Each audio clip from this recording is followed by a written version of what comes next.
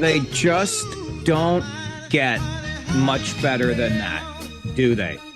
I think, and I may have said this before not too long ago, but it would be a nice metaphor for the show, wouldn't it? I heard it through the grapevine. I heard it on Farwell show. It was on this day in 1967 that Marvin Gaye recorded his version of I Heard It Through the Grapevine. Of course, it had been recorded prior by the Miracles, and it became a million seller for Gladys Knight and the Pips. But Marvin Gaye's version, recorded on this day back in 1967, I heard it through the grapevine to start our show on this Thursday morning. And it made sense to me, even if I did use I Heard It Through the Grapevine not too long ago to start the show. 1967, that's a good year, right, Leafs fans? And I was able to enjoy last night's Leafs game with my buddy Moose, Mike Reeves, who's the bus driver with the Kitchener Rangers, as we made our way to Windsor to get ready for that playoff series that starts tonight. And Moosey and I enjoyed an adult beverage, and he made fun of my Leafs as I watched them. I couldn't hang on to a third period lead, but they did win it in overtime. And so I'm feeling pretty good hold on first place in their division. And we all know that 1967, of course, was the last year that our Leafs won a Stanley Cup. I say our Leafs because they're yours too, right? Even the people that say they cheer for the team that shall not be named, deep down, they have a love for our Leafs too, don't they? It is 7 minutes after 9 on this Thursday morning. Welcome to the program. Thank you very much for stopping by, spending some of your time with us. I know it's the most valuable commodity that you have, so I hope to reward you for that loyalty today and give you some time well spent here on the program. I'm feeling a little guilty being on the road again today, because last week when I was on the road, it was just last week. Yeah, it feels like forever since we've played some hockey games. But when I was in Flint, you had that crazy rain, snow, thunderstorm, freezing rain day. And while I did have a miserable day in Flint in terms of overcast and heavy rains, all I got was rain. So I'm listening to All News Mornings today with Christine Clark and Mark Douglas, and I hear about your weather forecast and the slushy mess that is supposed to be there. A couple of centimeters of snow this afternoon. And as I gaze out my window here in Windsor, I see nothing again except for rain. That's what we got here in Windsor, but that's what it's like here, right? I remember talking to folks down here or who had traveled down this way during the thick of our ridiculous winter, and hardly any snow on the ground here in Windsor, because that's the way it is in this part of Southern Ontario. So I'm sorry that I'm dodging the snowy bullet back home, but this weather had better turn around in a hurry. And by the way, is there a winter weather travel advisory in effect today? I heard it's going to be 2 centimeters of snow. And according to what happened earlier this week, 2 centimeters is enough to prompt a winter weather travel advisory. Did we get one today?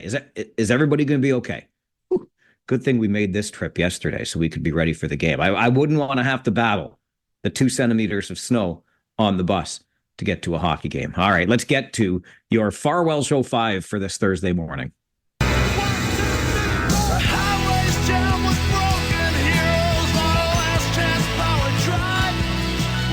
And number one on that Farwell Show 5 today, is it a tariff or a tear off? I guess it's a tear off again as U.S. President Donald Trump announces a 90-day pause on his reciprocal tariffs. A 10% levy on nearly all global imports remains in place, however, and fentanyl-related tariffs, as well as levies on automobiles, steel, and aluminum, remain on Canada. Number two, federal conservative leader Pierre Poilievre brings his campaign to Waterloo Region today. Poilievre scheduled to hold a rally this evening in Breslau.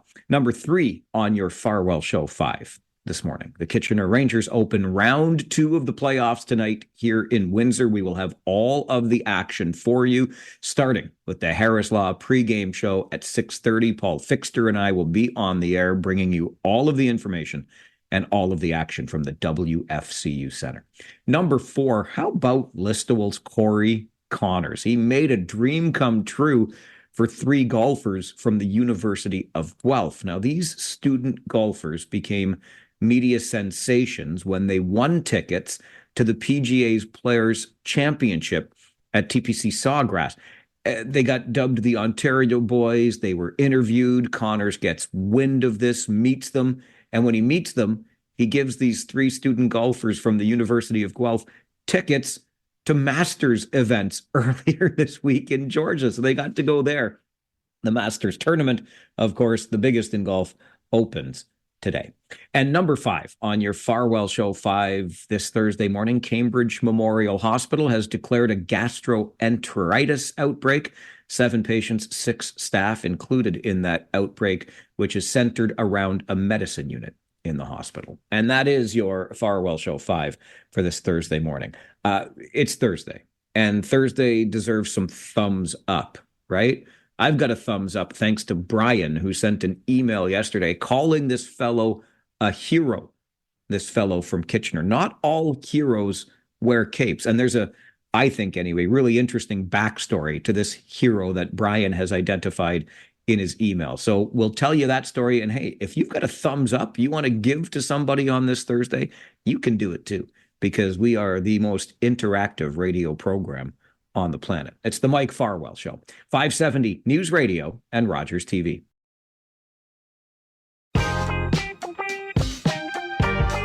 I got this great email yesterday from Brian, and I thought, okay, it's fitting to hang on to it for 24 hours and make it a thumbs up Thursday conversation here on the show. And I am so heartened to receive this email from Brian, because this story actually goes back a long, long way. Subject line, Lackner Boulevard hero. And Brian writes to Mike at 570news.com. Hello, I've been commuting for years over to Guelph for work.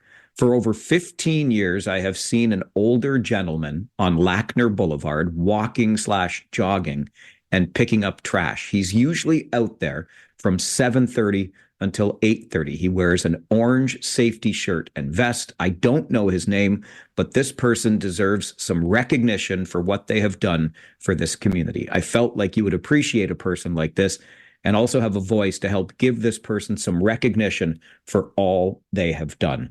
Brian, thank you for the email. Absolutely love it. Can I please introduce you to your hero, Jim Roman? I mean, I don't have him here with me, but Jim Roman is the guy that you're talking about. And this story for me goes back about the same length of time, maybe even closer to 20 years. We used to do a segment on the radio station, and I was a reporter put in charge of producing the segment. It was called the Good Samaritan Report. And we would solicit suggestions from you as to who the Good Samaritan should be. And I would track that person down. Usually when you sent it in, you made it easy on me. Tracking the person down, you gave me contact information. We'd talk to them. We'd do a little story and put it on the air called the Good Samaritan. Well, a former manager of mine, he's retired now. Good guy. Shout out to Mike Collins. And he came in one day and said, Farwell, there's a guy that walks along, just like Brian described, Lackner Boulevard, picks up garbage every morning. He says, you got to find this guy. You got to do the Good Samaritan report on him. So One morning, I went to work early because, as Brian points out, there's Jim, who I learned his name back then, out on the side of the road. And I drove out to Lackner Boulevard to find the guy picking up the trash on the side of the road. And sure enough, there was Jim. I met him. I interviewed him as we walked along, and he was picking up that garbage. And he says, look, I go out for a walk anyway. This is something that I can do to make the community better, make it look nicer. So Jim has been doing this, as Brian says in his email, for 15 years. It could be even going back almost 20, regardless, for a very long time. Jim goes out for his daily walk/jog, and when he does it, he's picking up garbage on the side of the road because he wants to make the community look a little nicer. That's my kind of thumbs up Thursday. Brian, thank you for acknowledging him, and his name is Jim Roman. I asked before the break if you have a thumbs up you'd like to share on this Thursday, and I think you do. So let's go to the phones and hear from Tracy on the show this morning. Tracy, good morning. I guess I could turn this into a thumbs up. I was appreciating your news headlines because I'm having a hard time getting good news about the election coverage. So the thumbs up is that I appreciated that you could summarize Carney's, he wants to work with allies. And my point is, if you're not working with allies, how are you in a stance to negotiate? So that's my positive, is that you guys present us good news. All right, Tracy, thank you very much for the call. I have one more thing, though. It's very important. I'm looking at, so Poilievre is going to Breslau tonight, and no one is talking about Article 167 of his plan that he put out in writing. I'm looking at it right now. It's number 167. It says, we encourage government to enact legislation to completely eliminate birthright citizenship. Thank you. Thank you, Tracy. Appreciate the call. Appreciate the interest that you're showing in the election and the depth of research you have done. Mike is with us this morning as well on a thumbs up Thursday. Michael, good morning. Good morning, Michael. I went to a all candidates meeting in Huron, Bruce, and I asked a question. Everyone's going to have to deal with Donald Trump, but what is your party going to do to diversify and insulate Canada to make its economy stronger? Well, not one of the other candidates from the major parties gave an answer.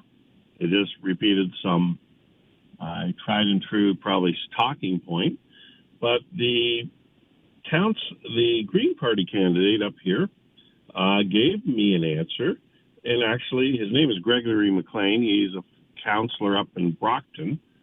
And he actually gave an answer to us at the meeting, and it wasn't a punched out line or anything like that. And I appreciate that guy's honesty. And I found Greg has done a lot of things up in Huron, Bruce, advocating for a whole bunch of people, farmers, homelessness, and stuff like that.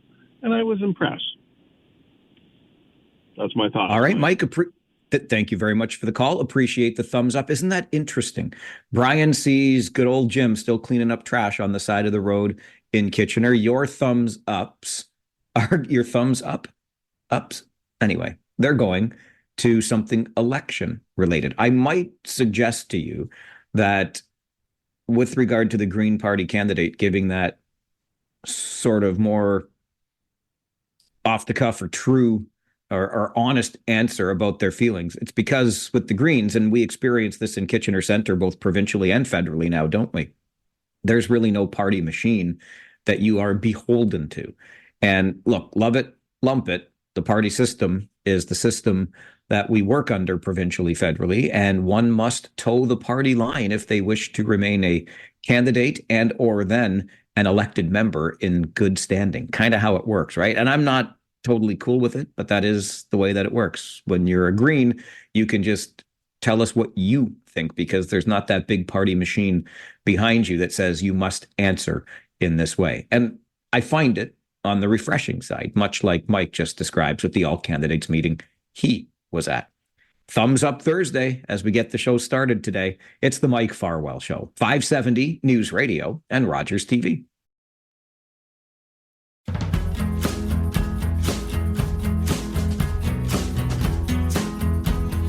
So how about our premier announcing yesterday that strong mayor powers would be extended to another 169 municipalities in the province? Those municipalities include the townships of Woolwich and Wilmot. And I emphasize Wilmot a little bit because we know what's going on there with the land assembly and all of the concern around that. I wonder if, and it's just wondering if, strong mayor powers would ever come into play as conversations around that continue. But smaller municipalities being granted these powers, I'll take you back to the story we shared earlier this week about the deputy CAO in Guelph, Trevor Lee, who resigned his position in Guelph to become the CAO in Orillia.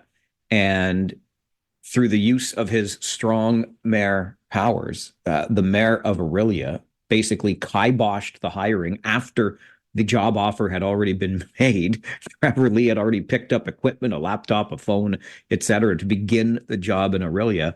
And then the rug was pulled out from beneath him. And it's just so interesting to me that the strong mayor powers would be used in this way. I understand that when they are granted you, this is exactly the way they can be used. So it seems to me that in Orillia, the mayor didn't exactly agree with the rest of the council.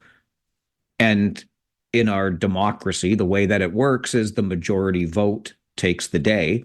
The job gets offered to Trevor Lee, the deputy CAO in Guelph, and then the mayor decides, I'm going to use my strong mayor powers now, and I'm going to override that decision and get my own person, because that's what mayors, the mayor CAO, the chair CAO relationship is a very tight one.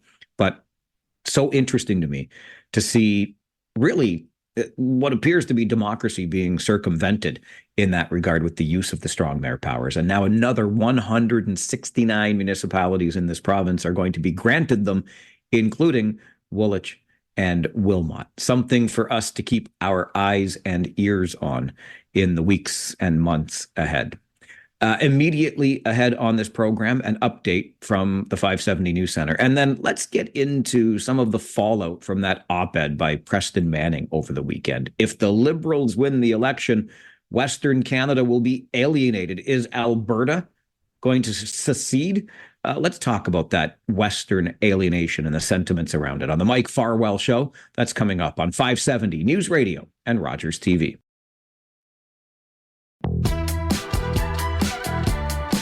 Does Liberal leader Mark Carney pose a threat to national unity?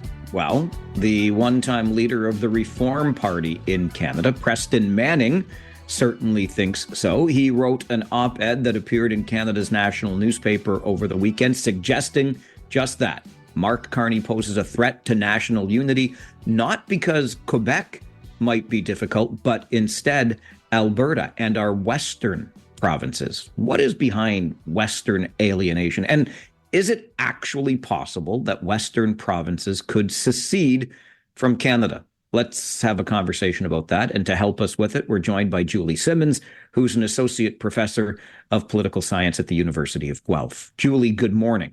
Good morning, Mike. What might be behind this sentiment that the West has been alienated from the rest of the country, that they don't really fit in with this federalism we have? Well, I think it's important to distinguish between two things. One is Western alienation, which is a sense of kind of regionalism and feeling left out of the conversations that happen in Ottawa. And then Western separation or Alberta separation.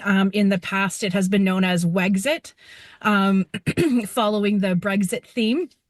But I don't think that we, can talk about those two things together. Certainly, regional points of view have always existed, and there is a strong narrative, especially in Alberta and Saskatchewan, about a series of things that have happened, largely about economic policy from the beginning of their joining Confederation and Johnny MacDonald's national policy at the time, which involved, oddly enough, tariffs at the border.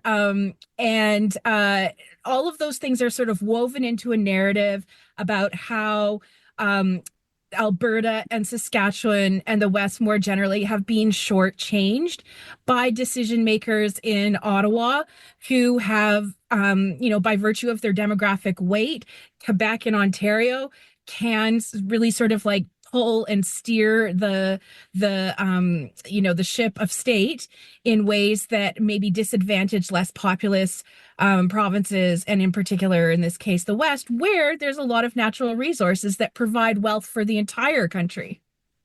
I think that's such a great perspective, Julie. And I did my best to share it on the show about a week ago. And I don't have a great depth of experience there because I'm born and raised Southern Ontario, but I did start my broadcasting career out in British Columbia. And I realized only a couple of years out there, but it's completely different. And maybe that sounds, Captain Obvious over here, but when you're out there and you're on the other side of those Rockies, it really is a different country and a different sentiment. Absolutely. I am from British Columbia myself and grew up on Vancouver Island. And I remember shortly before the last Quebec referendum in 1995, reading a bumper sticker that said, "If Quebec separates, take Ontario." Not uncommon. I can understand that sentiment. Okay, so from this idea of alienation, let's talk then about Wexit and a possible separation, which I think Daniel Smith is kind of hinting at, and obviously Preston Manning thinks that a Liberal win in this election could be a threat to national unity. Where does this possibility of separation come from? Well, I think it's very much wishful thinking on the part of a very small majority. We have a Clarity Act that was passed in our federal parliament following the last referendum in Quebec. And in order for there would have to be a referendum in these provinces or in a province, and it would have to be, according to the Supreme Court, a clear majority on a clear question. And so that implies that it wouldn't simply be a majority of 50% plus one, and that the question asked would have to be, do you want to separate? Not something that was a little bit more vague, as we saw in both of the referendums in Quebec. And the reality is that it is still the case that in every single Western province, a majority of individuals think that Canada is better, or sorry, their province is better off, or sorry, not a majority, but more people think their province is better off in Canada than going it alone.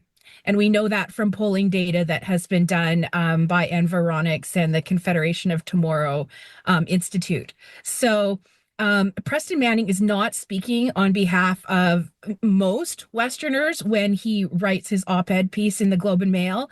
And we actually know that because Anne McClellan and Roy Romano, and a former deputy prime minister with the Liberals, and Roy Romano, former NDP premier of Saskatchewan, wrote a follow-up op-ed in the Globe and Mail saying, this person does not speak for us, and most Westerners are interested in being part of the conversation, and the concern is that they are frequently left out of the conversation. But it's not translating into a feeling of wanting to actually leave the country as a result. Dare I suggest, Julie, and I say dare I, because it sounds like a similar theme from the United States right now with all of the tariff talk. It's a negotiating tactic here. Is it possible that we're hearing this, first of all, on the part of Preston Manning, because he doesn't want to see a Liberal election victory, perhaps, and on the part of Danielle Smith, hey, we want to have to take a better or closer look at federal transfer payments, for example? Exactly. And Danielle Smith has made a list of demands that she wants addressed by Mark Carney if he is prime minister, or by whomever is prime minister. And I think that we have to understand that on the one hand, Preston Manning wants to affect voter decisions made in other parts of the country, but he's also playing to a base in Alberta and Saskatchewan when he writes what he writes. So in a sense, he is placating that part of the conservative movement in Saskatchewan and Alberta. But there's another thing here, which is, we've seen Donald Trump south of the border not gracefully concede when he lost the last election, and in fact be willing to whip up the movement that overtook Washington for a brief period.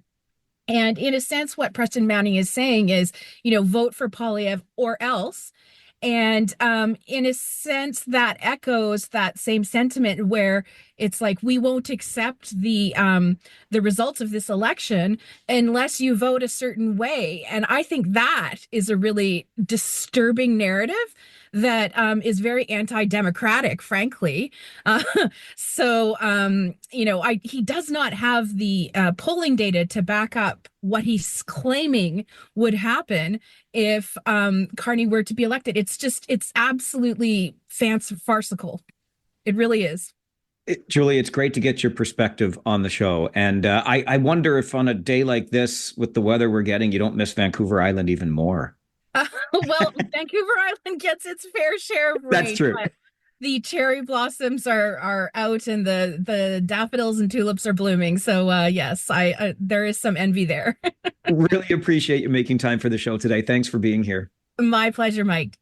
Julie Simmons is an associate professor of political science from the University of Guelph.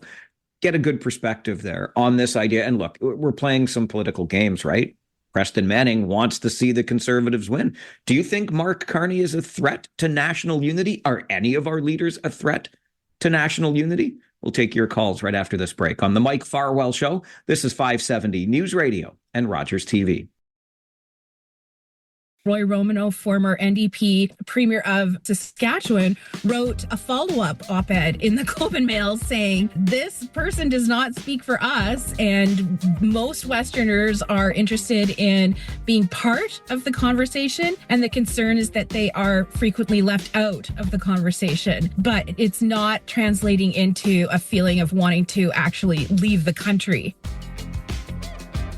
And if we're going to invoke the name of Ray Romano, we should probably also mention Scott Moe, who is currently the Premier of Saskatchewan. Roy Romano, previous Premier of Saskatchewan. And Scott Moe has also distanced himself and his province from Preston Manning's comments in the Globe and Mail over the weekend. Preston Manning argues that Liberal leader Mark Carney would be a threat to national unity. That voice you just heard was that of Julie Simmons, who's an associate professor of political science at the University of Guelph.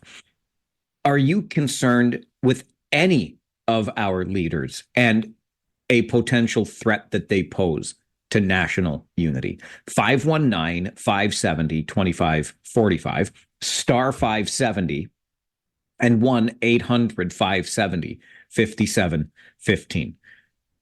As I mentioned in that conversation with Julie, and I've brought up on the show in the past, I will not claim to be an expert by any stretch of the imagination. However, even the couple of years I spent out west and the year and a bit I spent away up north here in Ontario, in Thunder Bay, I certainly came to realize, and it helped to broaden my perspective just a little bit more, just how much different the country or even this province is when viewed through a different lens. And once you get west and you're on the other side of those Rockies, and I grant you, I understand that Saskatchewan is not, but when you get outside of Ontario, quite frankly, and the further outside you go, the more the perspective changes.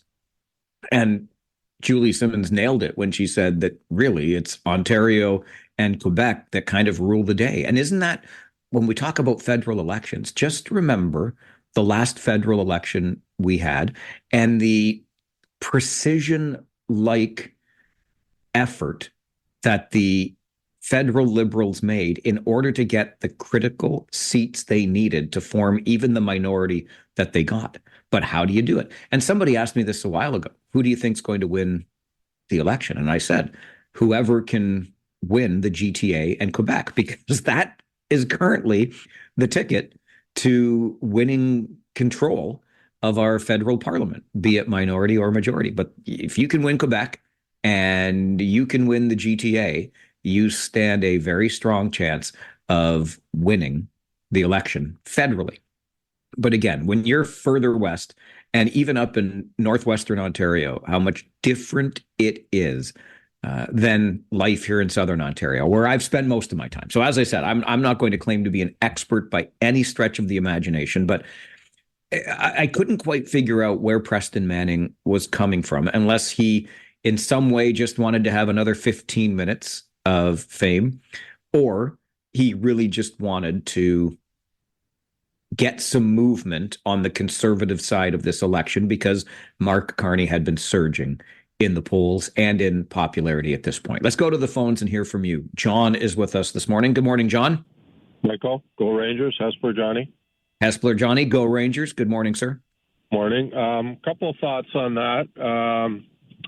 I think the issue that Manning's trying to bring up is a vote for the Liberals is going to tick off all of those Western conservatives and is going to bring up that issue again. Out west, most of my family's out west, and they shake their heads. They're like, "What are you guys doing in the GTA," which they consider us part of?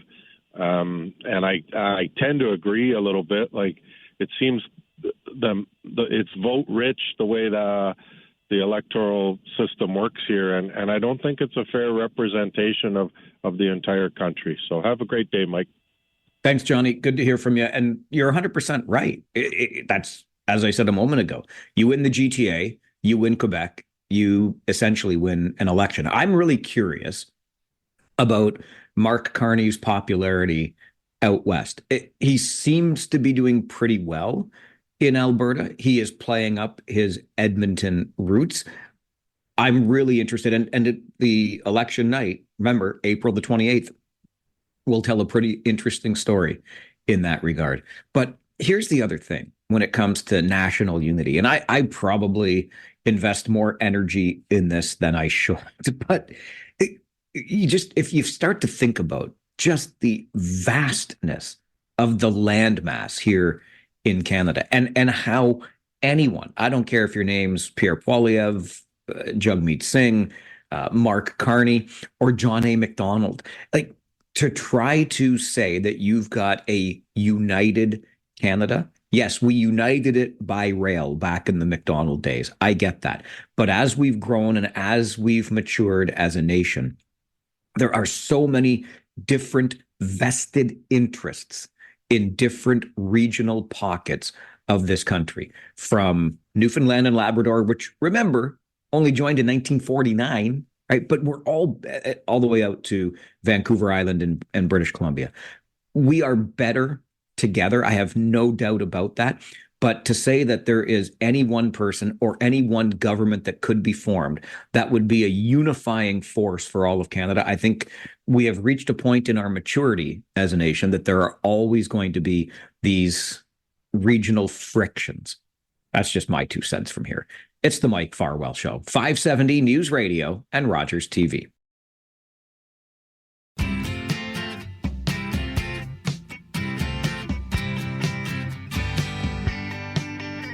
Got an email from Barack to Mike at 570news.com. Barack was actually on our show last week, or earlier this week, pardon me, also a professor from the University of Guelph. But Barack writes, Mark Carney's current energy plan is set to increase Canada's energy dependence. And we don't depend, or as we don't depend on the U.S. for energy, Carney wants the East provinces to be independent of Alberta, thereby reducing their vote and revenues from the rest of Canada.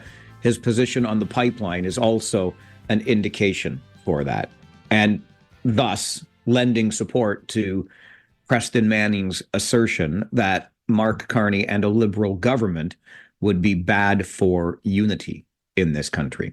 Again, I would say, and Barack goes on to point out in his email, that both of the leading candidates in this particular election have weird, in Barack's words, policies and are not fully geared to help Canada. Appreciate the email to Mike at 570news.com. And it just goes back to what I had been saying earlier. Just when you think about a country as vast as ours, uh, making sure that those regional frictions are lessened or even disappear, I think is a mug's game. You'll never do it.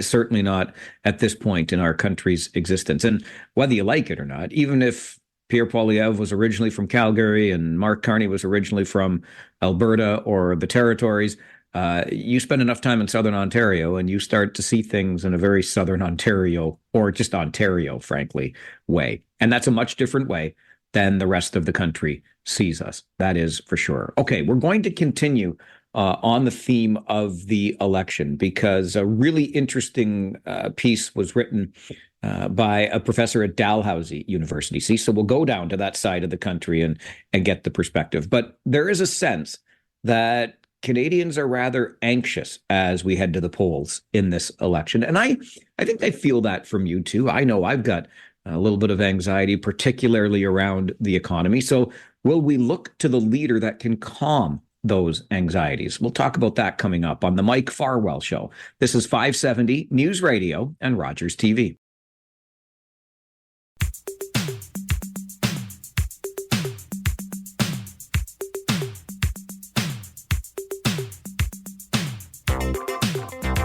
This has been described by many as the most consequential election in our history. And at the same time that we deal with the consequences of this election, a Leger poll tells us that 8 in 10 Canadians are feeling some level of Trump anxiety. So what do the leaders have to do in order to calm our anxieties as we head to that vote on April the 28th? We're joined on the show to talk about it by Laurie Turnbull.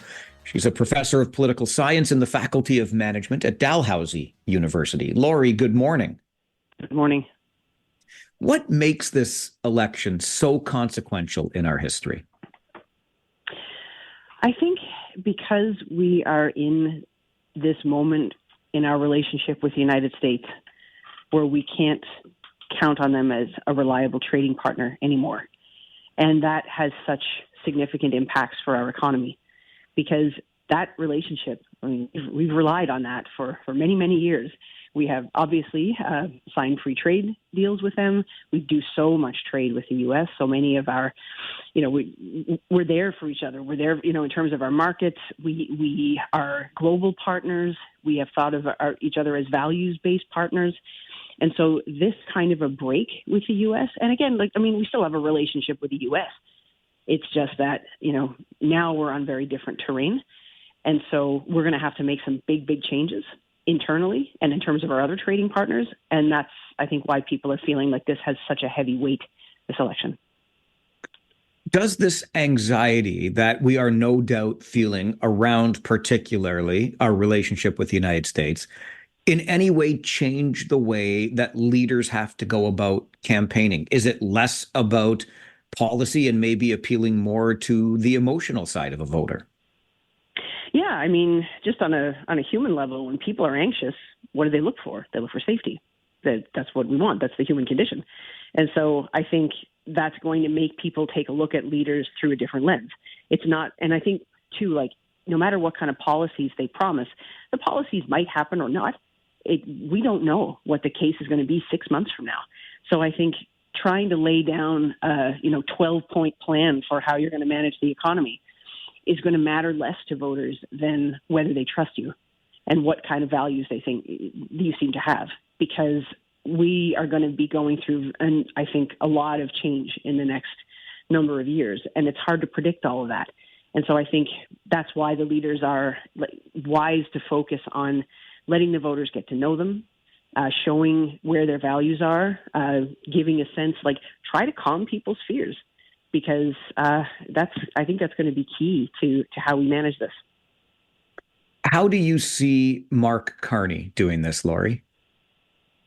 Honestly, he has a very different style than Justin Trudeau did, than Pierre Poilievre does, in that he doesn't, he's not that rally kind of politician. He doesn't go into a room and start yelling and everybody cheers for him. It's not that kind of politics. He is very much his kind of banker, economist self. And his credentials, I think, if you can put it this way, like they speak for themselves, right? Like he has been the Bank of Canada governor, the Bank of England governor. Even that alone could go at some distance to making people feel safe about things, because it's like, you know what, this guy has done this for a living. And so economic management, even in times of crisis, he's got experience in that.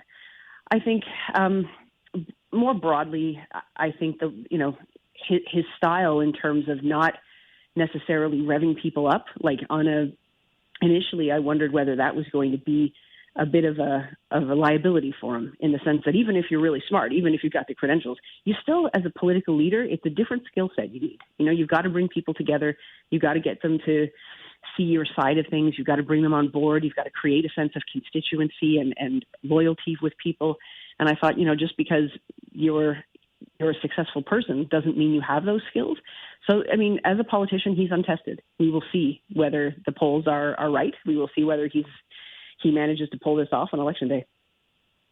And on the Pierre Poilievre front, Laurie, I mean, we've seen him undergo his makeover, and that was even prior to Justin Trudeau's resignation. But early days, before the campaign was officially underway, for Pierre Poilievre, this was all just about how bad the Liberals and Justin Trudeau had managed the country for 9 years.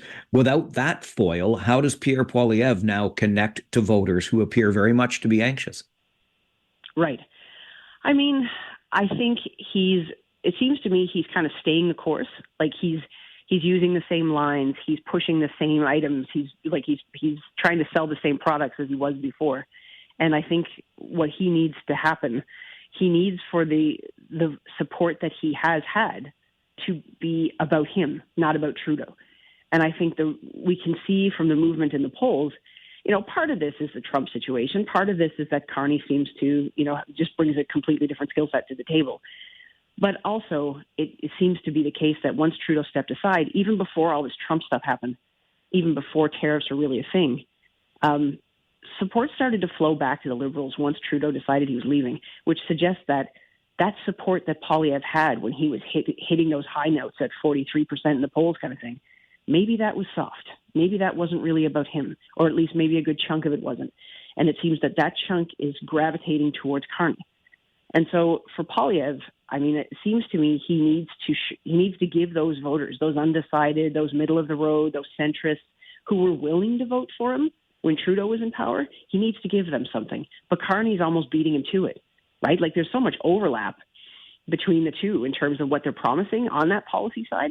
I think Robin Urbach in the Globe and Mail said it best, right? Like, I'm paraphrasing here, but it was, with Carney, you get Poilievre's policies without Poilievre.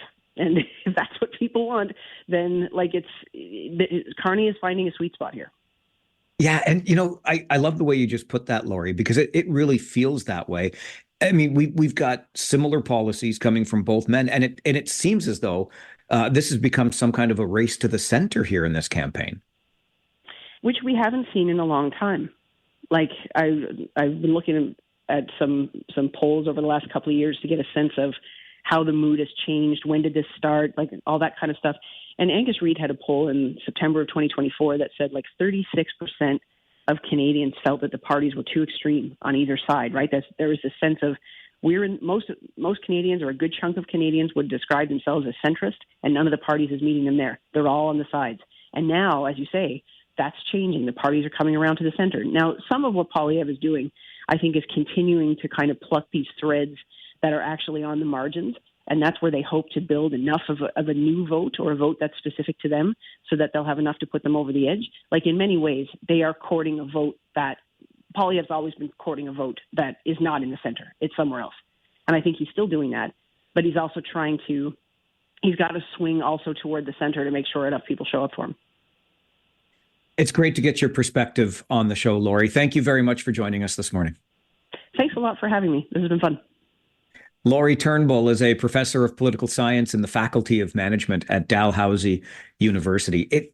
It does, doesn't it? Feel like a bit of a race to the center here? Is that where we're going? Is that where we've gone? There's so much overlap. And as Laurie puts it, the way Robin Urbach described it in the Globe and Mail with Mark Carney, you get Pierre Poilievre's policies without Pierre Poilievre. I wanted to drill in a little bit further on this idea that Canadians are anxious with this election looming. And what is it we might be anxious about? What issue is it that matters to you in this federal election? I'll tell you flat out, for me, it's the economy. It's the economy, stupid, because I just want to, I want to believe that our next leader, our next government has some idea about how much is being spent, how much should be spent, and maybe just perhaps we could spend a little bit less or find a way to do better with what we have so that we don't continue. I worry about our kids, our grandkids, and the fiscal realities that they will be facing. That's the biggest thing for me. I honestly care less about my own retirement, although I'm starting to worry about that a little bit more as I do about generations to come if we don't figure out a way to rein in some of this spending. That's for me. What about for you? The big issue in this election is 519-570-2545, star 570, 1-800-570-5715. This is the Mike Farwell Show, 570 News Radio and Rogers TV. For Poilievre, he needs to give those voters, those undecided, those middle of the road, those centrists who were willing to vote for him when Trudeau was in power, he needs to give them something. But Carney's almost beating him to it, right? Like there's so much overlap between the two in terms of what they're promising on that policy side that I think Robin Urbach in Globe and Mail said it best, right? Like I'm paraphrasing here, but it was with Carney, you get Poilievre's policies without Poilievre. And if that's what people want, then Carney is finding a sweet spot here.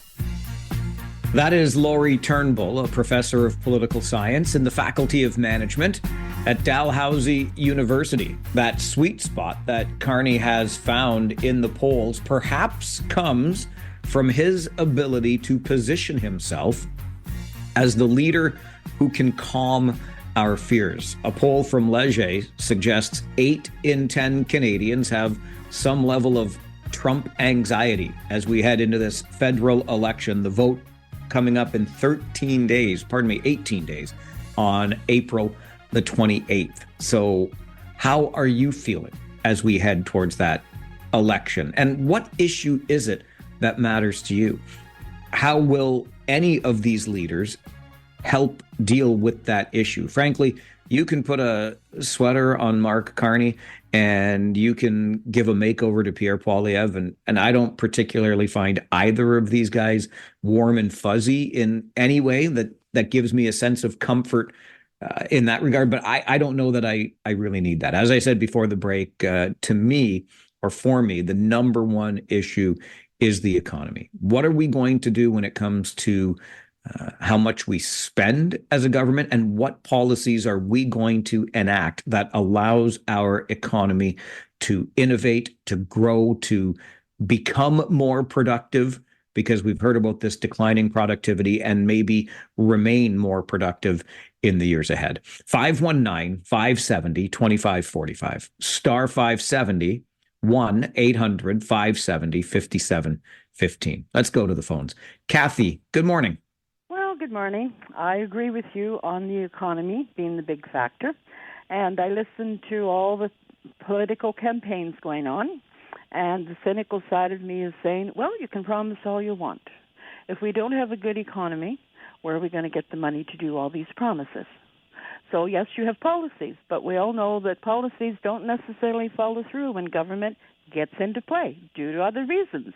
And then we've got Mr. Trump down in the States stirring things up. Another observation, I'm older, senior citizen. A lot of us have grandchildren and great-grandchildren. We might not be too anxious over the situation going on for our personal state in life. I can't tell you how many of us say, I am so glad we are retired now, that we don't have years of work ahead of us. But very worried for the great-grandchildren and the grandchildren. What is going to be left for them as they get into this world? What are we leaving behind? And the overall tone of people talking around the world, I mean everywhere, very agitated. Everybody, most people are pushy, aggressive on social media. I think that drives some of it on the political scene. And the older crowds sit back and go, what is happening to our world? Tone of voice means a lot. phrases that you say mean a lot, especially after what we've seen happen with Trump in the States. And those are the things that I really, really watch for the whole thing. We have to learn from history, and I think Canadians have a very short memory. We've gone through a lot of economic turmoil in the last 15 years. We just got through the COVID thing. Now we've got the Trump thing. Didn't we have the Trump tariffs back in 2018 to go through? There's been a lot of up and down to mess up the government, to mess up the policies and everything else. Far more incidents in a short period of time than preceding decades. All right, Kathy, appreciate hearing from you today. Thanks for weighing in. You know, Kathy's point about her and her friends saying, I'm glad we're retired. I will confess to having on more than one occasion taken a deep breath and said to myself and my beloved, I'm glad I am where I am in my career at this stage, because I'm long in the tooth enough to be closer to the end than I am the beginning. And I've managed to save some over some better decades in the past. If you're just starting out now, I mean, I can only imagine the anxiety you feel. And I certainly hope that I can, in this election, do something that maybe helps out the next generation. That's what I'm looking at here. We'll take a break, come back with more of your calls on the Mike Farwell Show. This is 570 News Radio and Rogers TV.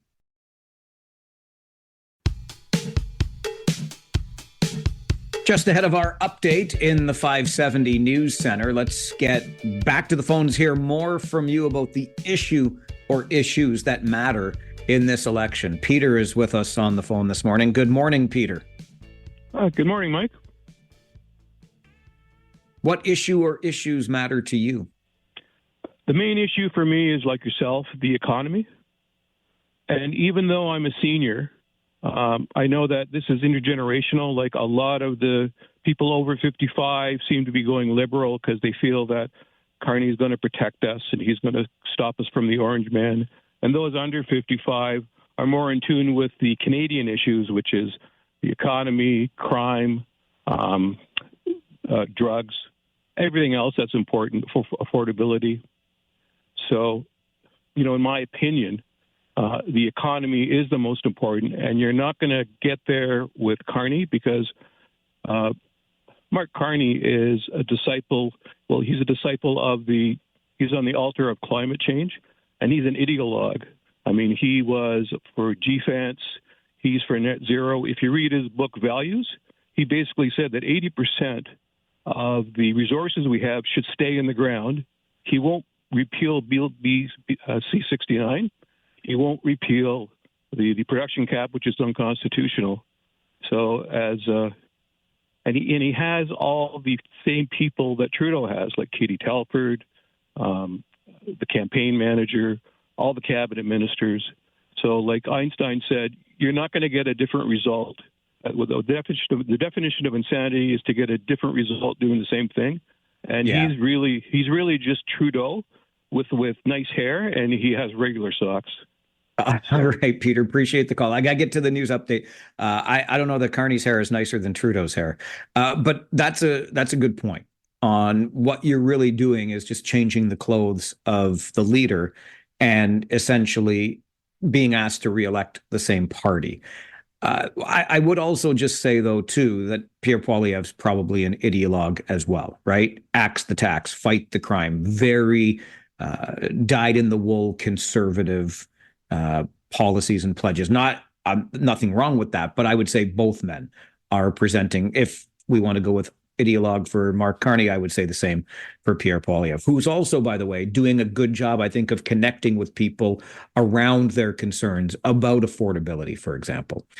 Gary Chalk, who writes the humor column Living Retired, brings it to life on our program every Thursday morning at 10:30. He's coming up on the Mike Farwell Show. 570 News Radio and Rogers TV.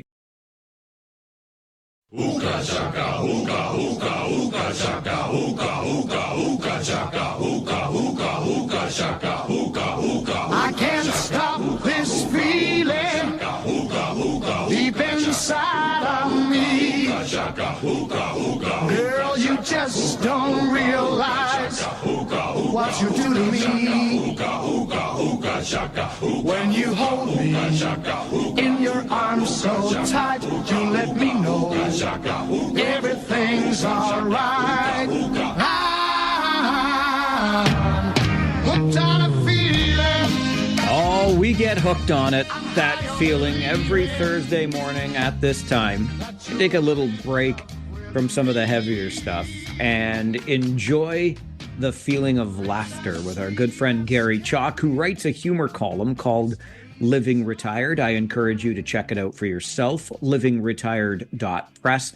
And while you're there, sign up for the weekly newsletter so that column gets delivered right to your inbox. Gary joins us every Thursday morning at this time to bring the column to life. Mr. Chalk, good morning, sir. Hey, good morning, Mike with a mic. How's Windsor? You know what? It's dull, it's gray, it's raining, but it ain't going to snow here, Gary Chalk. Oh, and you're going to get that great pizza. Oh, I'm going to get me some Antonino's pizza. I might, don't tell anyone, okay? But I might just order it delivered to my room and eat it all the entire pizza by myself. That's how much I love Antonino's pizza. Wow. Should bring some to me. I don't know, Gary. I don't know if it's going to last that long. Hey, got a question for you, Mike. Yes, sir. The question.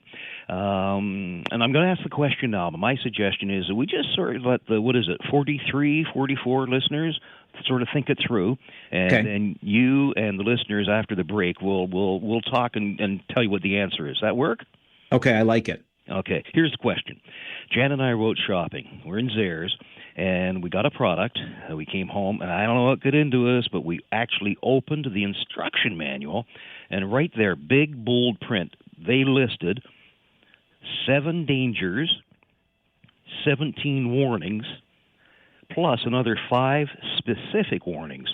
So in total, there's 25 dangers and warnings about using this product that we just bought.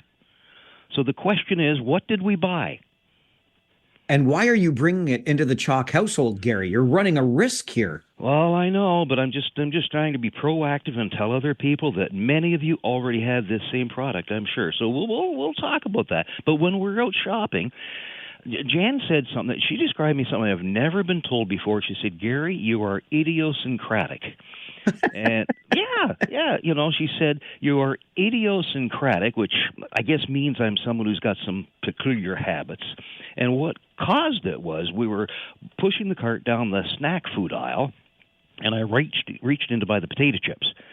Now, I guess my idiosyncrasy, I never pick up the first bag of chips, Mike. Instead, I sort of gently grab a few other bags and sort of squeeze them softly, trying to get a feel if that bag has fewer broken chips. It makes sense to me. Does it to you? Are you kidding me? I do the same thing, Gary, with my crunchy chocolate bar, which is one of my favorites. But those chocolate bars are known to break into pieces. So before I buy the one that I want, I gently prod and poke to determine if it's a broken bar or not. Hey, Jan, Mike does the same thing. Oh, boy. Here's another one. When I am alone by myself, if I stop and get a bag of chips, I have been known to eat the entire bag of chips driving home in the car and not tell Jan. Do you do that?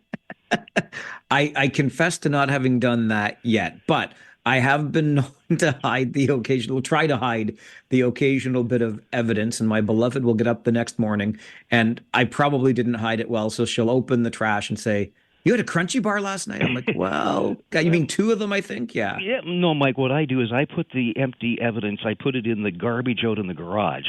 So, you know, she's going to have smart. Here's another one. Get on the elevator. How many times do you press the button? Once? 2 or 3 times?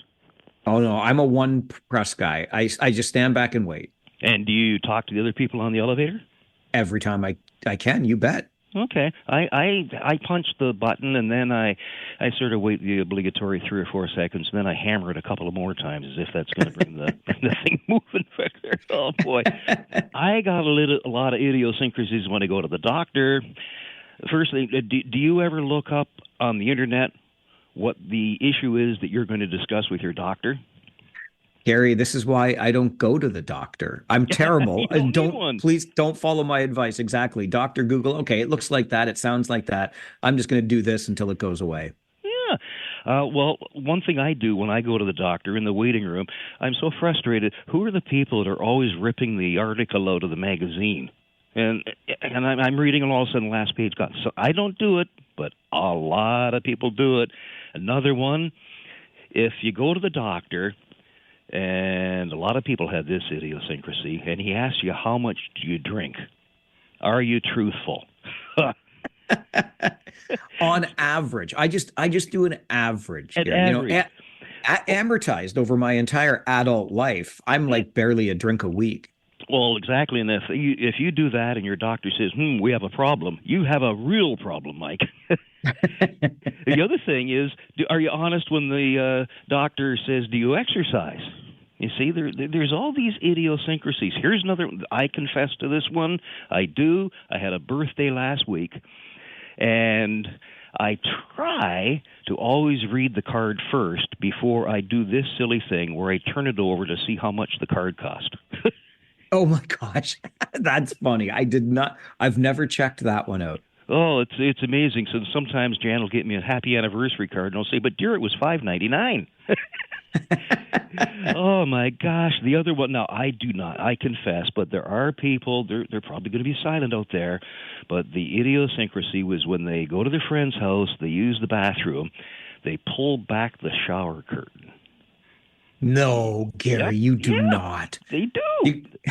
They do. I read that. Hey, if it's on the internet, it's true, Mike. Of course it is. Just like my the things I need to get cured by the doctor that I find out from the internet how to do it myself. Exactly. One last idiosyncrasy that I'm guilty of. When we go through U.S. Customs at the airport or coming back into Canada, whatever, go through the U.S. Customs at the Peace Bridge, I'm the most chatty, outgoing individual you could be. Somehow I'm thinking that if I'm really nice and chatty, this guy's just going to move me right through.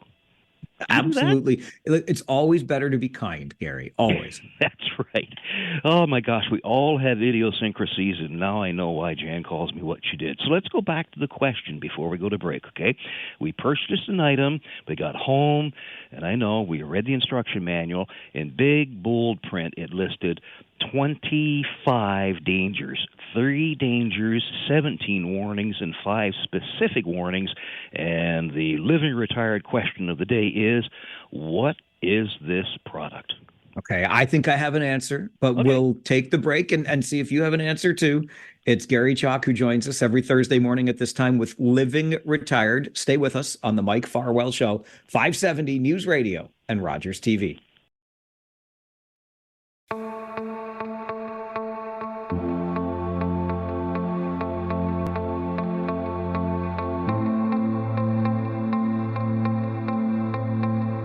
Every Thursday morning at this time, we are joined by Gary Chalk. Gary writes the humor column Living Retired, and he brings it to life on our show each and every week.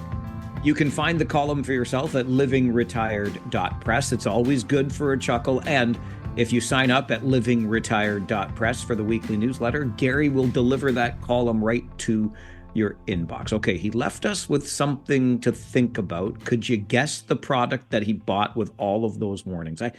I might have an idea. Gary, do you want to give the reveal, or can I take my guess? No, take your guess. Okay. You bought a container of bleach. Ooh, not a bad answer. Not a bad answer. I actually received on my email here, somebody listening, they said that we bought an electron microscope. This is true, Mike. I'm impressed with that answer, but you're wrong. We bought an electric toothbrush. An electric toothbrush comes with 25 warnings on it? Yeah. I mean, think about it, Mike. It's a battery-operated thingamajig you put into your mouth, and there's some water in there. What can possibly go wrong? I mean, but 25? We bought the his and her model.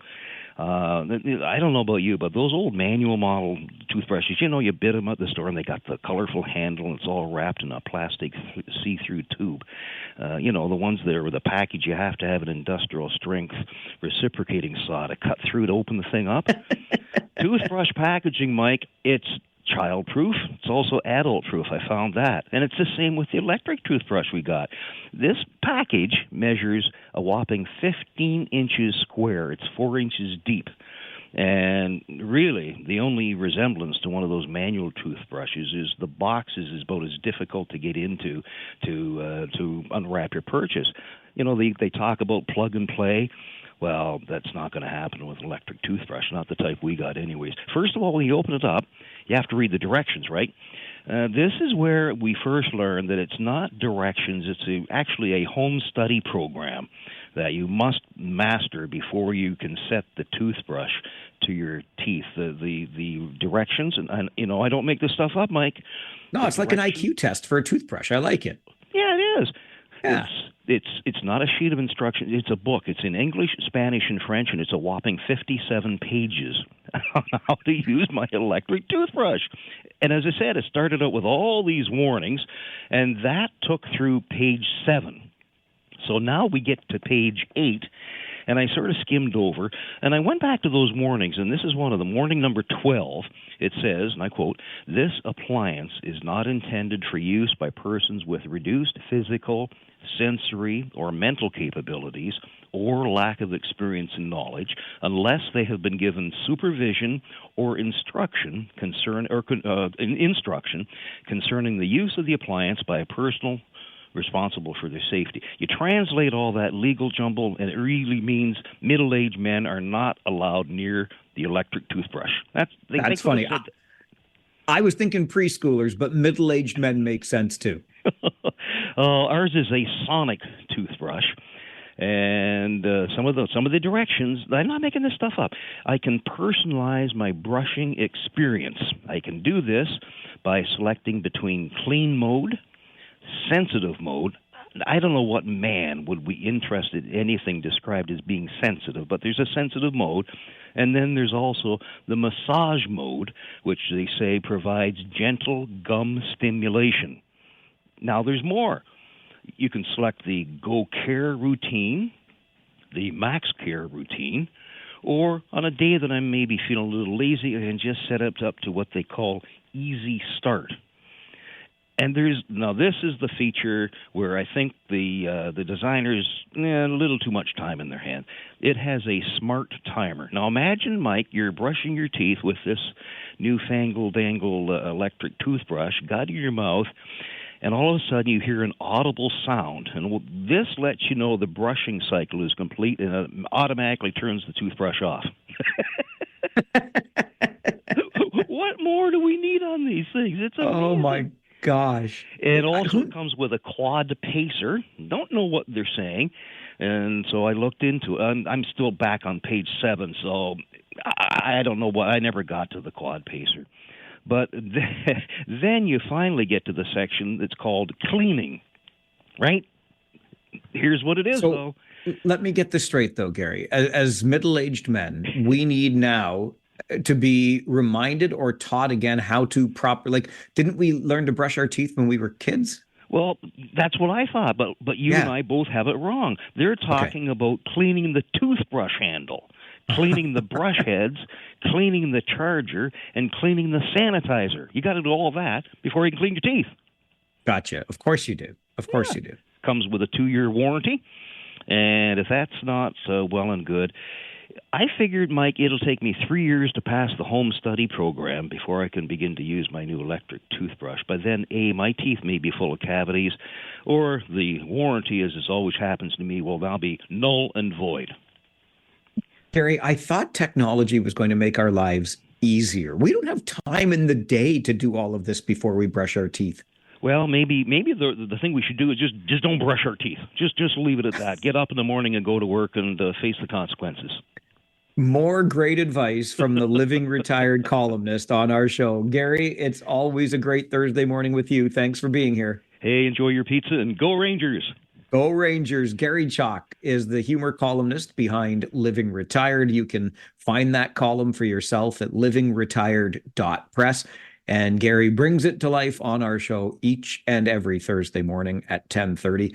While you're at livingretired.press, make sure you sign up for the weekly newsletter so that column will be delivered directly to your inbox. Believe you me, it beats the heck out of another memo from the boss. This is the Mike Farwell Show on 570 News Radio and Rogers TV.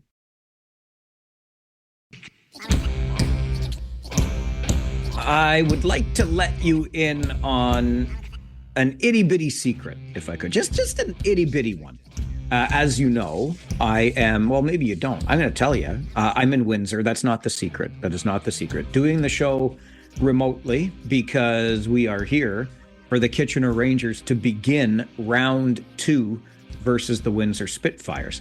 Is it just me, or has it been a long time since we played some hockey? I am looking forward to getting to the rink tonight. I love the rhythm of the playoffs, and it felt as though that rhythm was just getting established when we got rid of the Flint Firebirds. That happened last Friday. So we've been waiting for the team, trying to get healthy, and waiting for round 2 to start, which happens tonight at the WFCU Center. Game 2 in this series is Saturday, also here in Windsor. And then we'll be back home Monday and Wednesday for games at the Memorial Auditorium, games number 3 and 4. When I was at the rink yesterday to get on the bus to come here to Windsor, I saw a number of people walking out of the box office with their tickets for next week already. They're looking forward to it. A couple even said they're coming down on the weekend to be here for game 2 on Saturday, which is awesome. Love the support this team gets on the road. I know Great Canadian Coach Lines is running a fan bus. It's already got a few dozen people on it for Saturday and still some room for tonight if you wanted to hop on that bus and come down to the game. But here's the itty bitty little secret I wanted to let you in on, because I was cyber slacking during that commercial break, and I went to Rangers5050.com and I saw that they had already opened ticket sales for the next home game, which is Monday night. So you don't have to wait to go to the rink. You don't have to wait till Monday morning, the day of the game. You can buy your tickets in the Rangers Reach 50/50 raffle right now just by going to Rangers5050.com. And that playoff bonus jackpot is really climbing. It's up over $12,000 now. So lots of opportunity for you to maybe win a little bit of money and, of course, celebrate the playoff success and get even more into the action by buying one of those tickets. Rangers5050.com. I just so happened to notice the sales for Monday's game have already opened online, if you so care to participate. All right, we're going to get you an update from the 570 News Center. And then, does Mark Carney's religion matter? Does any leader's religion matter? We talk about it coming up on the Mike Farwell Show. This is 570 News Radio and Rogers TV.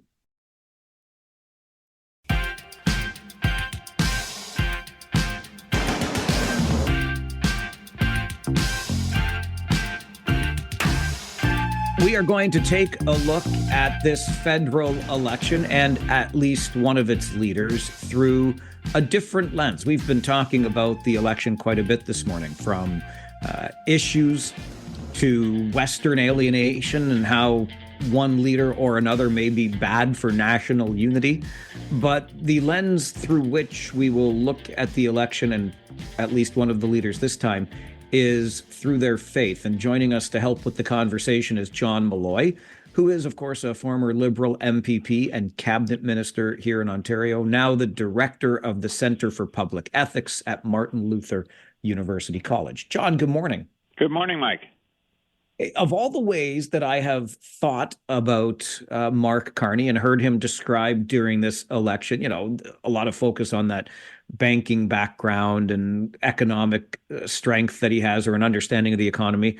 I have not heard any other than you talk at all about Mark Carney's faith. What led you to explore this a little bit further? Well, Mark Carney has been known as a devout Catholic, and I say that as, you know, he was someone who lives in the Ottawa area, and I've certainly just casually heard from people that, you know, he goes to their church, that sort of thing. But more importantly, when he was governor of the Bank of England, there were a number of profiles in the British media about his Catholicism.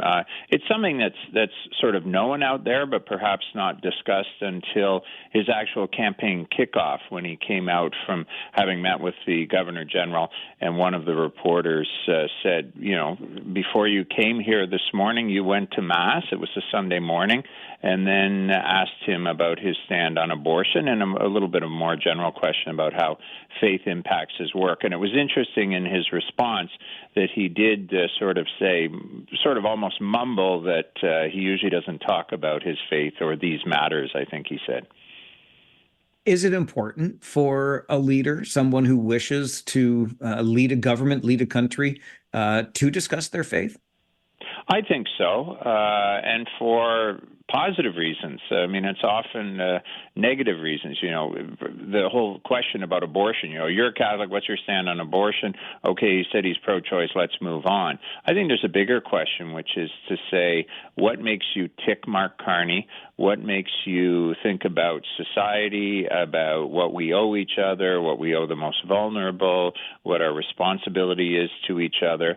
And presumably, if he is a devout Catholic, you're going to find in his faith some very, very positive attributes.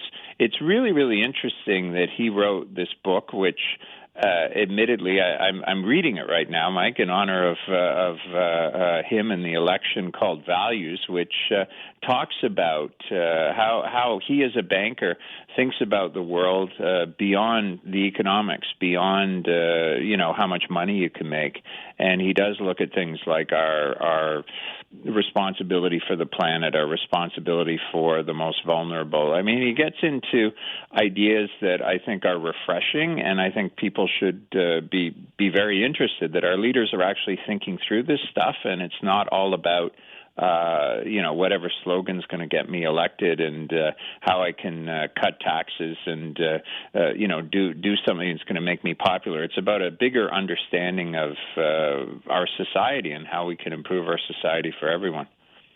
I think it's interesting, John, that this starts basically on day one of a campaign after Mark Carney visits the Governor General, and that reporter asks the question, but the question goes directly to what you might call a controversial or hot button issue within or connected to one's faith. And so I wonder if we're even prepared to have these nuanced conversations, or if we're always going to boil them down to a controversial issue.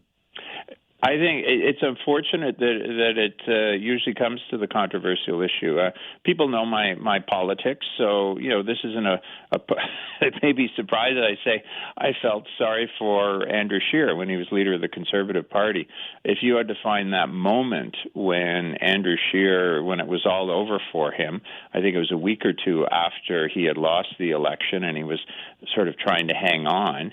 And at a press conference, he was asked, do you think being gay is a sin? And the problem was Andrew Scheer couldn't answer that question. Part of the issue is Andrew Scheer, I guess, had never thought about how to speak publicly about his faith.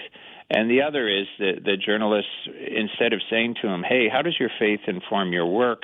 How does your faith inform your worldview? They were looking for a gotcha moment. And they got their gotcha moment because he couldn't answer that question. So I think there's problems on both sides, that people don't really understand the role that faith plays in so many people's lives, including a lot of politicians, and they don't really understand what faith is. And I think that politicians don't know how to talk about it and are sometimes afraid to talk about it. It also occurs to me that we're talking about, in both cases, Catholicism here. And we know, John, having grown up and gone to the same high school at different times, that we are a community that is deeply rooted in the Catholic faith. But it makes me wonder if a politician's faith should matter in the campaign at all. Should we be concerned about it for anybody? I think we've got to understand what makes people tick. There's many profiles about Pierre Poilievre and the fact that he was adopted. He was adopted by, I believe, two teachers. How he grew up, the circumstances of it. Even, and I'm maybe getting into controversy here, but they talked about. I believe it's his father. Has come out and said he's gay and has a partner. All these aspects of his background make Pierre Poilievre tick. There's this new book, I haven't read it yet, Ripper, paper, which is all about his university years and the different influences he had upon him. People want to understand what drives you, because it's not always about implementing the policy prescriptions that you're putting in the window during a campaign, because you're going to get into office and two planes are going to fly into the World Trade Center, or the World Health Organization is going to declare a pandemic, or a very whatever controversial figure in the United States is going to impose tariffs. Things are going to happen, and you're going to have to respond to them. And so for a voter, you've got to understand, well, who is this person that I'm putting in charge? What's their background? What makes them tick? And it seems we can talk about everything except their faith, and yet it's such an important part. It's core to their identity. I couldn't agree more. And it makes me wonder, and forgive me, bless me, Father, for I have sinned, for even asking, but what then, we're talking about this as though it is, at least I think we are, it's an advantage. It helps us, again, figure out what makes this person tick. What if the leader is agnostic? It doesn't have a faith background to fall back on. Is that a disadvantage? I don't think it's a disadvantage, but I'd want to know what makes them tick, and I'd want to know what they're all about.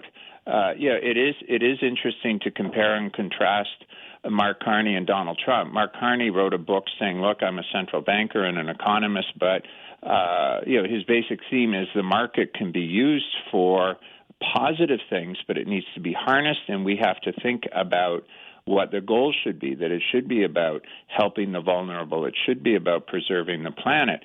Contrast him with Donald Trump, whose whole life and whose whole philosophy is we got to make money, who surrounds himself with billionaires and sort of talks about how this is all about profit. It's all about money. It's all about profit.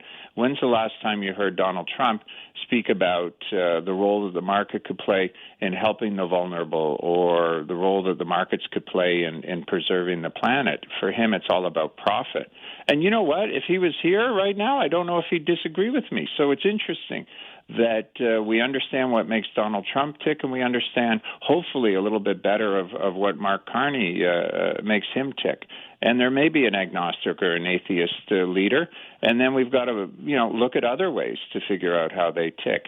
But you know what? I don't want to elect someone whose whole raison d'etre is to make money and cut taxes, cut regulation.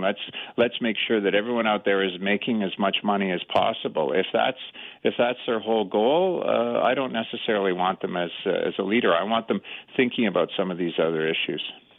It is a really interesting conversation. And as always, you provoke some thought, John. Thanks very much for joining the show this morning. Thank you, Mike.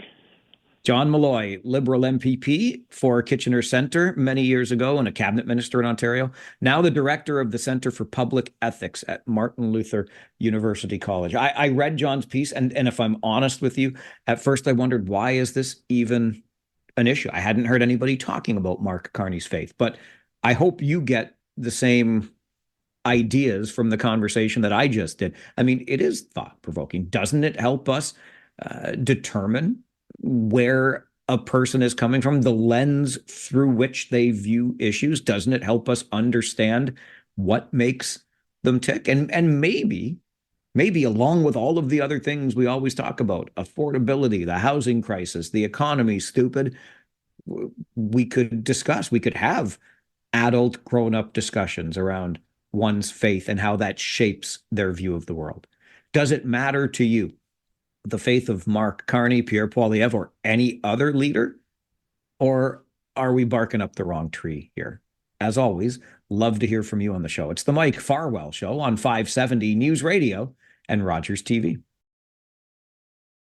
Things are going to happen, and you're going to have to respond to them. And so for a voter, you've got to understand, well, who is this person that I'm putting in charge? What's their background? What makes them tick? And it seems we can talk about everything except their faith, and yet it's such an important part. It's core to their identity. A couple of Catholics talking about faith on the show this morning. And I say that deliberately. John Malloy, former Liberal MPP and cabinet minister, represented Kitchener Centre for a number of years. and wrote a really interesting piece about Mark Carney's faith and whether or not it matters. We learned about it day one of the campaign, just after he visited the Governor General. It was a Sunday. He had been to church that morning. A reporter asks his stance on abortion. And isn't it interesting that we go directly to the hot button issue instead of maybe engaging in a more nuanced conversation around one's faith? But I'm struck, and I don't know how it sounded on your end, but that's why we always open phone lines so we can hear that John and I, a couple of Catholics, are having this conversation through a lens that suggests, at least to me, that one's faith is important and can give us a glimpse into what it is that makes them tick and how it might inform their decisions while in office. And I got the sense from the conversation, and I do feel this way, that it would be a very positive thing. Maybe you feel differently if you're atheist or what the case may be, but you may think that looking at decisions through the lens of one's faith could be a terrible thing overall. I think it's a great thing, and I do think it helps us understand what makes that person tick. But anyway, let's go to the phones and hear from you. 519-570-2545, star 570, 1-800-570-5715. Mary, good morning. Oh, my goodness, I'm first. You're first. Go Rangers, go. Go Rangers. Anyway, yeah. My thought and comment is, well, I've nothing against being religious and going to church. I think it's wonderful. But there's things you learn there. Does it make it right that you put money offshore, thereby cheating the people of Canada? Does that go along with your religious learning? That's a very good question, Mary. Don't we care about the people on the street? I don't know what he gives to charity or whatever. Obviously, he's got a lot of money. Does making money, if you're a true Christian, is that the goal that we have? I don't think so. What do you think that the goal is then? To help other people where you see them. Of course, I'm not in the position such as he is, but one of his things also is to keep the resources in the ground, which is really going to put us back, prosperity for Canadians. And I don't think there's anybody that's so good that you should elect a person to deal with Trump. You can't deal with Trump. So I think that is a falsification that they brought out. All right. You know what I'm getting at, Mike, right? You care for the person on the street. You care, and making all money and blocking offshore accounts to be ended, to me, is not a Christian thing.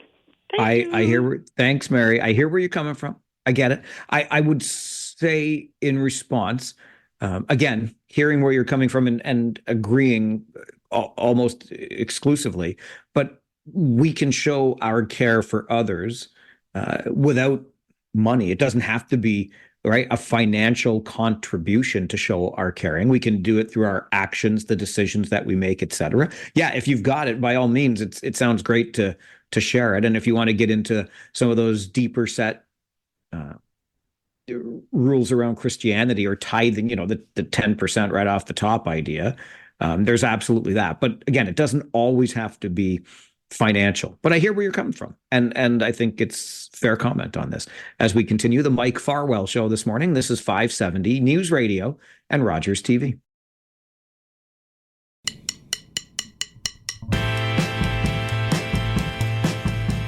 Do you have a teenager? Did you have a teenager and they've now growing past that into adulthood. Are you a teenager today? Or were you ever a teenager? I bring this up with intent, as always. Our Flipside conversation coming up after this update from the 570 News Center is going to center around those often difficult relationships between teenagers and their parents. And this is something a friend of mine is going through. I'm going to leave the names out to protect the innocent, in particular the kid who I think is 100% dead wrong on this. But I also say that with the understanding that I am about as hard a hard ass as it comes when talking about these certain things. So I'll tell you the story and you can decide, is the teen right or is the parent right? Our flip side coming up. Stay with us on the Mike Farwell Show. This is 570 News Radio and Rogers.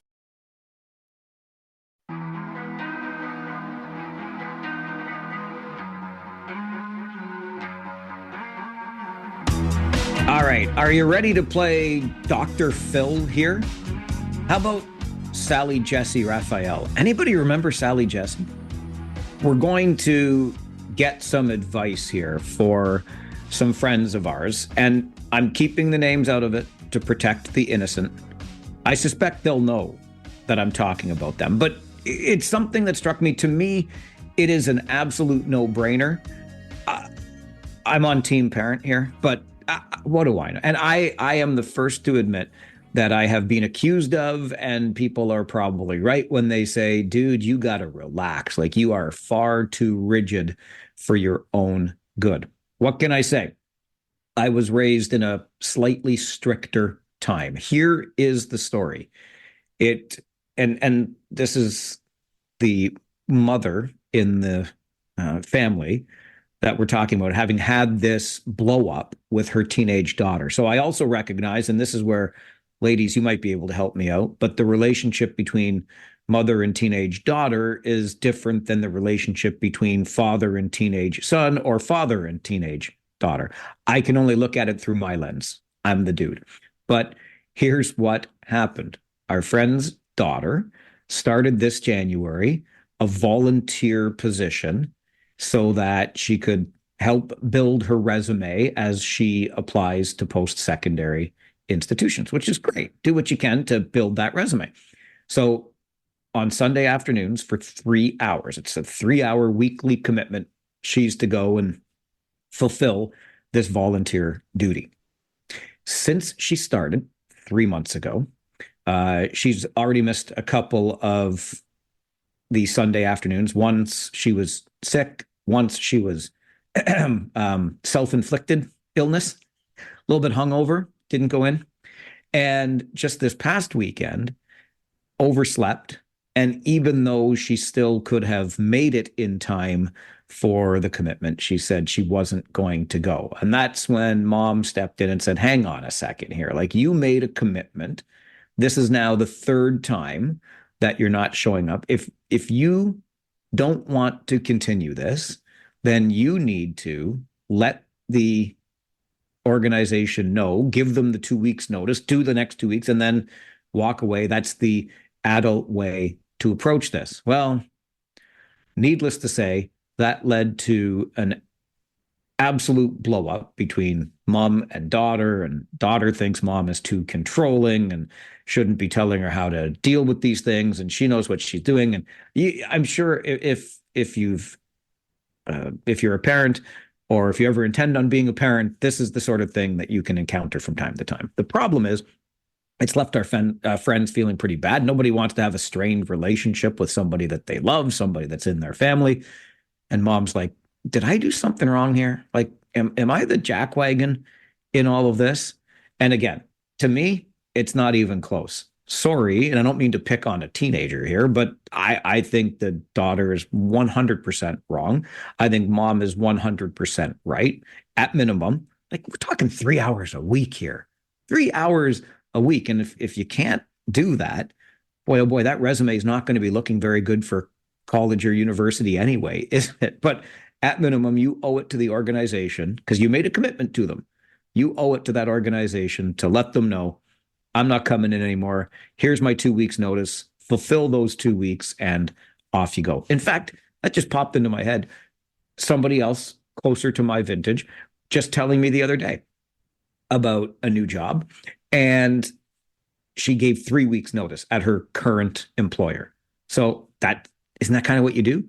Whether it's a volunteer gig or a paid gig, does it really matter? You made the commitment, go for it. You tell me who's right, who's wrong in this. Are you on team mom or team teenager? 519-570-2545. Star 570, 1-800-570-5715. Is mom wrong to tell her daughter that she has to maintain this commitment, give the 2 weeks notice? If she wants to stop going, she can stop going, but she has to give that 2 weeks notice and then stop going after she fills the last 2 weeks. Whereas daughter says, it's just a volunteer thing. I don't care. You can't tell me what to do. You shouldn't be so controlling. I'm not going to go anymore. And here we are with this really unfortunate friction now between the parents and their teenager. And by the way, parents, just wait until that teenager goes to school next year anyway. You want to talk about difficult? I don't know. Listen, I was a teenager. You were either a teenager, maybe you have teenagers. And I can tell you this too. I said earlier, I grew up in a stricter era, but never would I ever. Like it wasn't even something I would consider doing, which is just walking away from a commitment without any explanation to the organization that I made the commitment to, be it paid or unpaid. It's just, it would not have been in my nature. It's not in my nature today. It certainly would have been in my nature when I was a teenager. It was just the way that I was taught, the way that I was raised. So like I said, for me, this is a no-brainer, but maybe there's something I'm missing in all of this. 519-570-2545, star 570, 1-800-570-5715. Let's start with Gary this morning. Gary, good morning. Good morning. How are we? We are very well, thank you. How are thee? Wonderful. Make this short and sweet. You are 100% correct. And mom should not feel bad. There has to be some justice somewhere, and the young lady needs to learn a lesson. Well, how do you teach the lesson now, though, Gary? Well, unfortunately, it seems to me at this point there may have been a little bit of runway that has already been laid by the parents, and the young lady is taking advantage of that situation now. Yeah, Gary, appreciate the call. Thanks very much. I kind of feel like that a little bit too, where, it's just different, right? There are, it seems to me, there are fewer rules today. Things are a little bit more loosey-goosey than they used to be, right or wrong. And I've heard lots of people argue right, that kids deserve a little more agency, a little more control over their own destinies. I'm kind of still of the train of thought that they crave boundaries. The more boundaries that you set, the better, et cetera, et cetera. Let's go back to the phones. Rob is with us as well. Rob, good morning. Michael, the young lady has got to know today's work ethics, and I think she's wrong. Yeah, it's pretty simple, right? It doesn't matter if it's a volunteer gig or a paid gig. You made a commitment. That work ethic absolutely should come through. Yeah, that's today's work. Again, work ethics. It's just you gotta work. So you think the work ethic is missing completely? No, she just has to understand it. That's all. All right, Rob, I appreciate the call. Thanks very much for weighing in today. And it reminds me of my favorite clip from the Green Book. If you're going to work, well, yeah, when you work, work. When you laugh, laugh. And when you eat, eat like it's your last meal. But Rob says, listen, you got to work. It's time to work. You got to work. And by the way, at some point, you are going to have to do that, right? Work. I hate to be such a capitalist, but that's kind of what you need to make the world go round, you need to have a job. You need to earn the money to pay your bills, to pay your taxes. It just goes on from there. Let's go to Christine next. Christine, good morning. Good morning, Mike. Go Rangers. Go Rangers.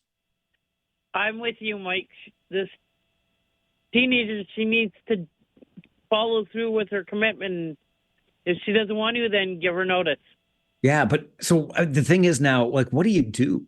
If you're just like, how do you you can't make the kid do it. This is the part I'm having a hard time with. I would tell her straight out, if you don't want to do it anymore, then you give your notice, but do your 2 weeks. And then you All right. Have a nice day. Thanks, Christine. You too. Yeah, you know what? Give the 2 weeks. Then you do what you want. That's kind of how we do it in the grown-up world, right? I'll take one more before the break. Leanne, good morning. How are you? I'm good. How are you? Very well, thank you. Good. Yeah, definitely she needs to give the 2 weeks notice. She made a commitment. This is what needs to be done. What she needs also to be informed of is if she wants to use that location or that place as a future reference, it's not going to look good if she keeps not showing up. Yeah, like I thought it's only April, like 3 months basically, and you've already missed 2 now.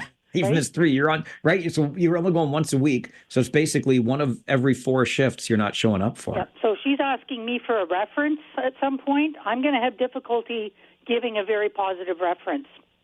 Yeah. Leanne, appreciate the call. Good to hear from you this morning. Listen, if anybody's on Team Daughter, I'm all ears. I'd love to learn in this, but this is a tough one for me. Kid says, I'm not going to my volunteer gig anymore. I overslept today, even though I could still make it. I've already missed a couple. I was sick once. I was kind of self-inflicted sick / hungover another time, so I didn't go. Now I'm kind of over it. And mom says, listen, you got to give 2 weeks notice, then you can stop going, but you're not just going to stop going. And that led to, oh boy, some forget mother and child reunion. This led to mother and daughter butting heads. What do you think? What does mom do here? Or what's the case that daughter could or should be making? Let me know your thoughts on the flip side this morning. This is the Mike Farwell Show, 570 News Radio and Rogers TV.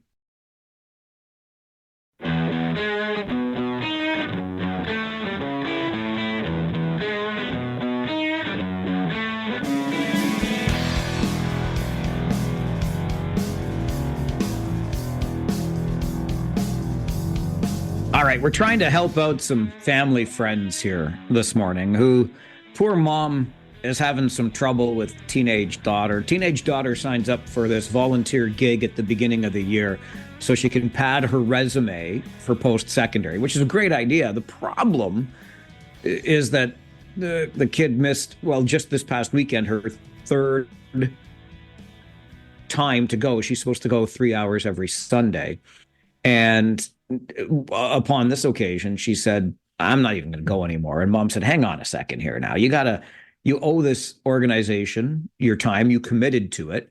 You have to at least give 2 weeks notice. You want to move on, then that's up to you. But you got to give 2 weeks notice or, you're going to go in then anyway. You can't just walk away from the commitment. And this just led to a big blow up. And now mom's like, what did I do? Like, how did I become the jerk in all of this? But here we are. Mom's too controlling. Mom's interfering where she shouldn't be interfering, etc. This is a 17-year-old kid.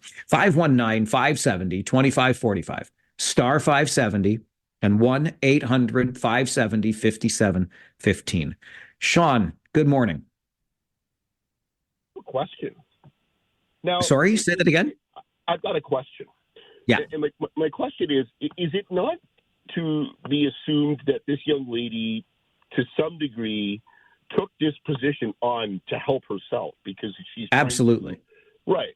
She's trying to add other dimensions to her resume that this is hurting her as much as it's hurting the charity. If I were mom, I'd say, yeah, you know what? Sure, you're going to put your 2 weeks in, as many have suggested. But guess what, young lady? You're also going to put this on the resume that you applied somewhere and you didn't fulfill your commitment, and that's not going to look good to recruiters and those that are considering your application to university. That's a really good point I hadn't even thought of, Sean, around the the harm that's caused to the charity, which obviously is counting on this person for 3 hours a week, and she's helping out in that regard for sure. Yeah. So I think if you're wondering how to get this woman or to get this young person to consider the impact, consider that number one, you've let the charity down, and number two, you're going to have to put something on your resume that clearly says you can't be counted on. Really great point. Sean, thanks for weighing in this morning. Good to hear from you. That takes me back, and I'm forgetting who the guest was. It'll come to me, I'll bet you. But just a few weeks ago, and we were talking on the show about younger people today tend to see their own bubble, what impacts them or their family. So maybe not even able to see here the impact on the charity, which will obviously suffer from this loss of the volunteer time too. Let's go next to George. George, good morning. Yeah, good morning, Mike. On this particular issue, I'm going to go 80% for mom, 20% for daughter. And here's the reason why. I think we need to bring the temperature down, get the dad, get the father over, the three of them sit down together and have an intelligent talk about what is going to happen as we proceed forward. So what does she need to do? Does she need to let it go or try to make a stronger commitment? So that's why, Mike, I'm going with the 80-20 on this one. Thanks, George. I really appreciate that. And I like the idea maybe of a family discussion here, if dad can be that impartial third party in this case. But George does get me thinking of something. There has to be a why, right? What is it about this volunteer commitment that makes the 17-year-old young lady disinterested? Or what has happened there that makes her not want to go? So to George's point about the family conversation, maybe if we can have that conversation with the temperature turned down, we can learn that there's a reason here that this young lady just doesn't want to go and do that again. Let's go next to Ernie on the flip side this morning. Good morning, Ernie. Hey, Mike, I've commented in the past my wife is smarter than I am, and this is her theory with a lot of this stuff, and I fully back her on it. It's she's read a lot of books on this, and a big problem adolescents and teens are having is they can't, whenever they get into difficulty or situations, they can't, because they've been bailed out so much by mom and dad, I don't want to go, I'm sick or whatever, or commitment, they find it really hard to make decisions for themselves. So as far as like our kids, if you know karate, hockey, unless you're sick, you're going. You know what I mean? It's one of those things because psychologically, just fulfilling that task and that commitment, it does something for you to help you in the future. And that's what she's finding, especially in the workplace, is they're having so much difficulty in tough situations. They don't know how to handle them. Yeah, overcoming adversity has become difficult, hasn't it? And just one quick little comment on the self-inflicted pain. My dad always said like this: you want to be a man at night, you got to be a man in the morning. That was his comment on that. Thanks, Mike. Thanks, Ernie. I appreciate it. I've heard it put another way, too. If you want to bark like a dog at night, you can't whiz like a puppy in the morning. So there you go. Let's go next to Grant on the flip side this morning. Good morning, Grant. Yeah, good morning. I've applied so many places for volunteering, and 99% of them do have a policy for volunteers, either 6 months to a year commitment, and like one of your other callers said, if I've got a half a dozen people doing the same thing, it's gonna do a lot of damage. Like I used to volunteer at Park Whitman, and even though my blood pressure was going up and down, I was still going in there and doing, but now because of my anxiety and all that stuff, I've stopped going. But like you said, and your other callers have said, there's a commitment there. And I know when I worked at Freeport Hospital, we would have student volunteers paid doing what I was doing, and it would be almost every other weekend they would take off because they were drunk the next day. Yeah, that's a tough one, Grant. I appreciate the call, calling in hungover. I've heard that before. Much like Ernie said, if you want to be be a man at night, you got to be a man in the morning. I was never much of a drinker, certainly in my earlier adult years. So I can assure you, never have I ever called in hungover. We'll take a break, come back with more. This is the Mike Farwell Show, sober as a judge, 570 News Radio and Rogers TV. Did we just find somebody on Team Daughter? Well, sort of, in this discussion about a 17-year-old girl who made a volunteer commitment and decided to stop going. Mom says, no, that's not the way this works. You at least have to put in your 2 weeks notice. You don't just stop showing up. This led to a big row. We've been talking about it on the Flipside this morning. I have to get you to the news center for an update, but I'll share you a really interesting email that takes Team Daughter's perspective on this. And if you want to still weigh in, we've got open lines coming up for our Talkback Hour in the next 60 minutes. So stay with us on the Mike Farwell Show. This is 570 News Radio and Rogers. Take out the papers and the trash, or you don't get no spending cash. If you don't scrub that kitchen floor, you ain't gonna rock and roll no more. Don't talk back. Just finish cleaning up your room. Let's see that dust fly with that broom. Get all that garbage outside, or you don't go out Friday night. Don't talk back. It is your daily talkback opportunity here on the show, and we've got a little carryover from the last 30 minutes. But remember, this 60 minutes reserved just for you so that you get the chance to share your thoughts on the issues of the day or just something that might be impacting you and your neighborhood. Certainly, I mean, I still can't get over, while nobody said it directly, there certainly are indicators that it's possible and that there's a certainty that with the sudden change in direction on tariffs by U.S. President Donald Trump yesterday, a lot of people could have made some significant money when the stock market rebounded after it had been tanking or having a difficult week, let's say. If you shorted your stocks earlier in the week and then all of a sudden bought yesterday after the president put out a post on his Truth Social platform that it's a good time to buy, I mean, nobody is saying it directly, but boy, oh boy, that raises an eyebrow or two. In the past 30 minutes, we were talking about some difficulties friends of ours are having. A teenage girl signs on to a volunteer commitment 3 hours every Sunday in order to pad her resume for post-secondary. She's missed one per month so far, and then this past weekend she overslept and thought, I could still make it, but I'm not going to go anymore. And mom said, no, you got to go, or at minimum, you got to put in your 2 weeks notice. And then that led to a big blow up. And here we are. I got an email from Jen to Mike at 570news.com. She says, I'm on the daughter's side, sort of. Mom is right. The daughter should be committed to her commitments, but the company she's volunteering with is the one that needs to set the expectations, not the mother. Mom has said her piece. Now the daughter needs to receive life lessons that employers don't like flighty employees. That's not a bad point, Jen. Why is it up to mom to set the expectations here? Okay, let's go to the phones. It is the Talkback Hour. I know we have a little bit of carryover, so we'll start with Mary this afternoon. Good afternoon, Mary. Hey, I'm back. You're back. Hey, guess what? It's snowing here. Yeah, guess what? It's not snowing here. You can keep it, Mary. Anyway, yeah. I'm on mom's side, of course.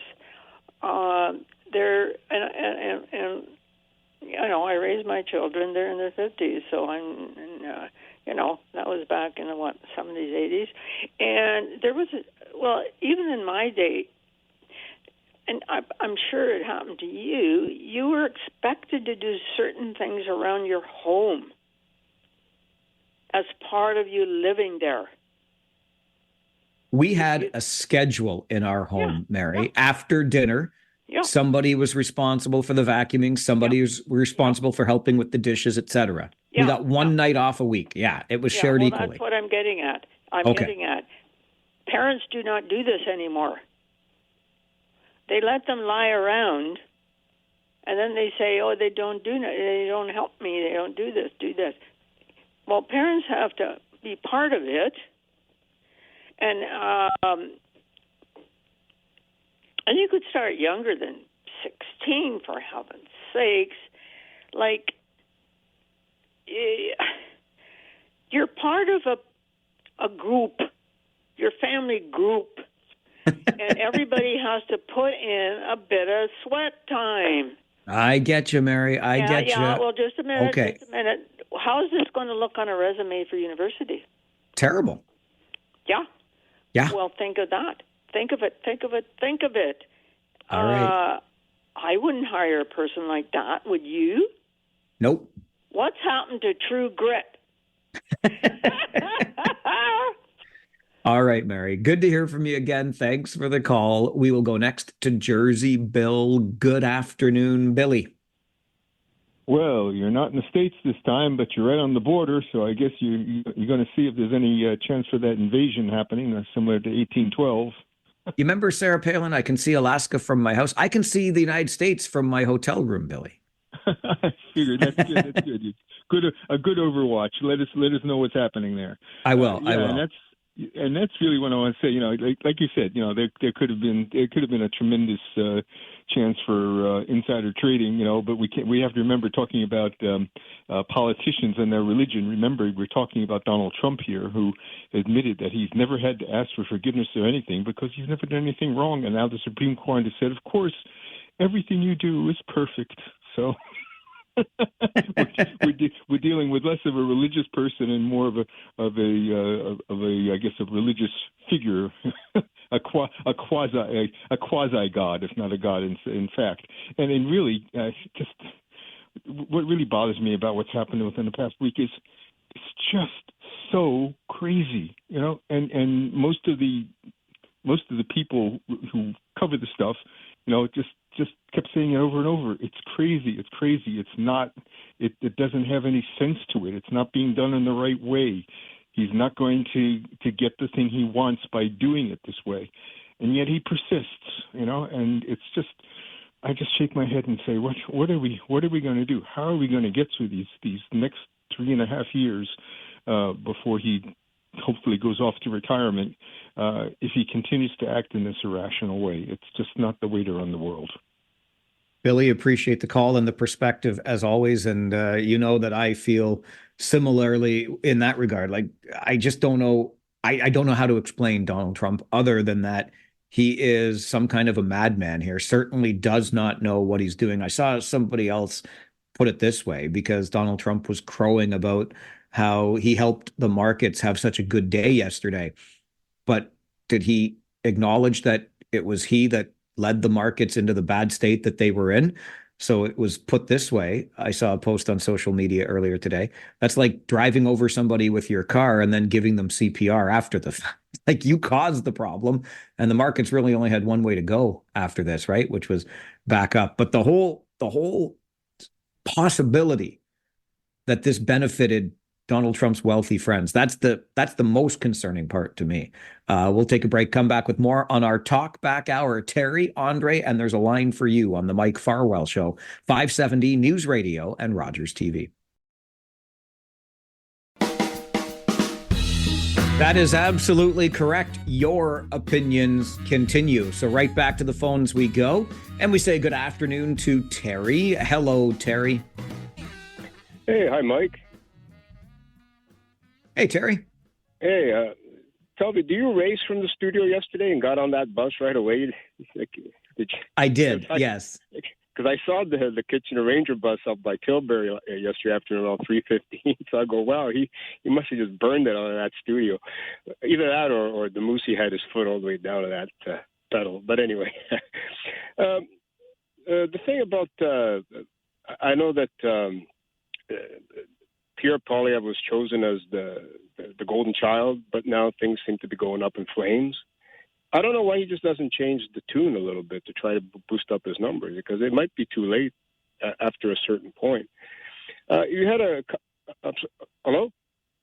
Yeah, I'm still here, Terry. Oh, okay. Yeah, I thought maybe I got not. Yeah, because Kyle called a couple weeks ago. He said he waited at the hospital for 10 hours. Like, why doesn't he just say that I'm going to kill the Canada Health Act? And because he likes to say everything's broken, because our healthcare system is clearly broken. So why doesn't he fix it by opening up the two-tier system? I'm sure a lot of people would get on board with that. It probably wouldn't hurt at this point to try to change something. Like, I don't know, just it's sad though, because like 6 months ago everybody was anointing this guy as the chosen one, and now it appears that he might not pull through, but he's kind of on life support. But yeah, something to think about. Anyway, Mike, enjoy your stay out here, and because I'm up getting out done this way as well. But yeah, I hope they put out a good game tonight. Have a good one, Mike. Thanks, Terry. Good to hear from you.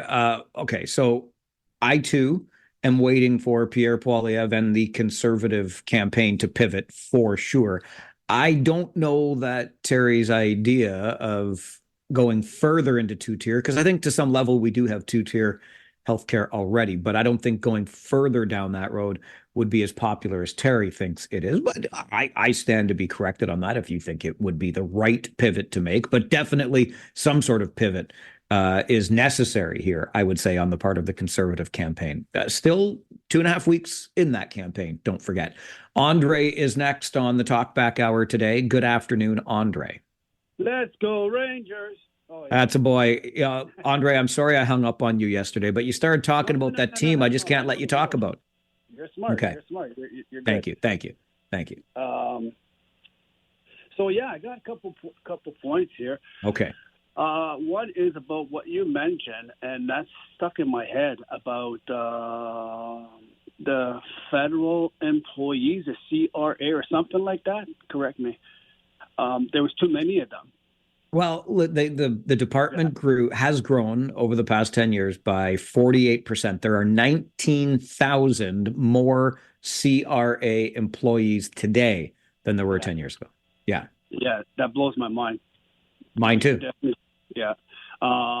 And because we need to help somewhere else, right? And I think cutting there could help somewhere else. So, well, I think what you ought to do, I'm on Team Poilievre with that one. Get those CRA employees working on repatriating these tax dollars, billions of tax dollars that are hidden in offshore havens. That's what those employees should be used for. Well, and another thing too that brought me to my head is because of what we keep believing as a team is the one tier, right? But the last thing I want to mention, Mike, is you're in Windsor, and you said on your show that Windsor has the best pizza. So can you please bring me one and put in Tanner Lamb hockey bag, and I'll still eat it. All right, Andre, thanks for that. I will not bring anything in Tanner Lamb's hockey bag. And in fact, there's little chance that a pizza makes it home. I love pizza in Windsor. I was only recently exposed to this, and it is unreal. I've never had anything like it anywhere. Sorry, Waterloo region, but Antonino's Pizza in Windsor is the absolute top of the pizza mountain. No question about it. Kyle, we're going to go to you next on the Talkback Hour. Good afternoon, Kyle. Good afternoon, Mike. Sorry if I was a little harsh last week when the boys won the first round. I just love a good Eddie Shore. He used to always say a series win is not just a step on the road. No champagne, no smiles, not till the final whistle, the final game, and then we can only celebrate when we win the cup in our hands. So he's a little old school, Eddie Shore. But I'm just happy that they made it to the second round, and I wasn't trying to say they couldn't celebrate. I'm just saying we got to keep our head in the game. We got it's still a long road ahead to get where we want to be. And we're just taking it one step at a time, and I think that is fantastic. And the boys are playing hard, and I think that the first goal, and I'm crossing my fingers on this. I hope the first goal tonight will be by Misljevic, my Croatian sensation. I hope that he will get it there, Mike. And also one more thing is I'm glad that you said that you Toronto fans secretly like the team that shall not be named, in your hearts. So I really appreciate that. No, I said it the other way around, you donkey. Get out of here. Okay, hang up. Devin, hang up the phone on Kyle. Hang up now. See what he tried to do? He's like you fans of that team that shall not be named. You're always twisting things around in your favor. I think it's highly unlikely that Adrian Misljevic, the Croatian sensation, as Kyle calls him, scores the first goal for the Rangers tonight, because I don't think you're going to see Adrian Misljevic in the game. So tough one to do. But the Rangers are opening round 2 tonight, and I am here in Windsor for the game. Paul Fixter and I will have your Harris Law pregame show starting at 6:30. This is a big series, so I, like Kyle, hope these boys have their heads in the game, focused like they need to be, because this is a formidable opponent for sure. Quick break. Back with more on your Talkback Hour. This is the Mike Farwell Show, 570 News Radio and Rogers TV. The Talkback Hour works best when you talk back, and you're doing that today. Right back to the phones we go. Kevin, good afternoon. Hi, good afternoon, Mike. Mike, something I just want to mention. Up until a couple of weeks ago or 3 weeks ago, I was kind of on the fence, like 80% conservative, 20% liberal. I was kind of like, still making my decision. But as soon as I heard the endorsements of Donald Trump, of Mark Carney, then I said, you know what, 100% conservative. And I'm going to tell you why. I'm just going to make a very quick little example. You're living in a little town, and there's this mafia boss who's taking over your city and want to take over your city and everything. And in this comment, this mafia boss says, I love your chief of police. Well, there's two things. Either the chief of police is so weak that he knows he can manipulate the town, or that chief of police has a shaken hand and is in the same team of the mafia boss. So when I heard that endorsement from Donald Trump, I'm like, either Donald Trump find Mark Carney very weak, or Mark Carney and Donald Trump, they're in the same boat. That's why he likes him. So we don't want to put somebody in a power that the guy who wants to take over the country likes him. We don't want to do that. We want to put somebody that guy doesn't like him and is afraid of him. So he's afraid of Poilievre. That's why he doesn't like to have Poilievre as a prime minister of Canada. So that's when I decided, you know what, 100% I'm going conservative, and that's it. Because that was the breaking point for me. And the second reason is because we're looking for a prime minister who's going to fight crime and immigration fraud. And Mark Carney has not said nothing about those things. We need somebody who is standing against immigration, because a lot of people with the fraud, they're coming to the country, they're taking advantage. And also, I really like that comment that he said about the three strike and you're out. And that's what we need in this country, rather than these offenders who keep coming out, committing the crime, going back, 24 hours later, they come back and they do it again, and nothing's going to happen to them. For me, I don't care who's going to fight with the tariffs. Nobody's going to fight with tariffs. Even the European Unions, they don't know what the hell they're doing, right? So that's not the issue for me. For me, the issue is immigration fraud and justice system, which I think my vote is for the conservatives. All right, Kevin, appreciate the call. Listen, when Donald Trump said what he said, I don't think it was a direct endorsement of Mark Carney, but he did say how he enjoyed dealing with the Liberals. He likes dealing with a Liberal government in Canada. You might be giving Donald Trump a little bit too much credit, but I totally get your point, and I said as much at the time. Was this a backhanded way to tell Canadians, like Kevin believes, that a Liberal government is easier to deal with? Therefore, he doesn't want Pierre Poilievre in a Conservative government because it would be too difficult to deal with. So indirectly, he's telling you better vote for the Conservative, right? Because that's going to be more difficult for me to deal with. But if you want it to be easy for me, just elect the Liberal. I don't know that he was thinking that much before making the comments, but who the heck knows?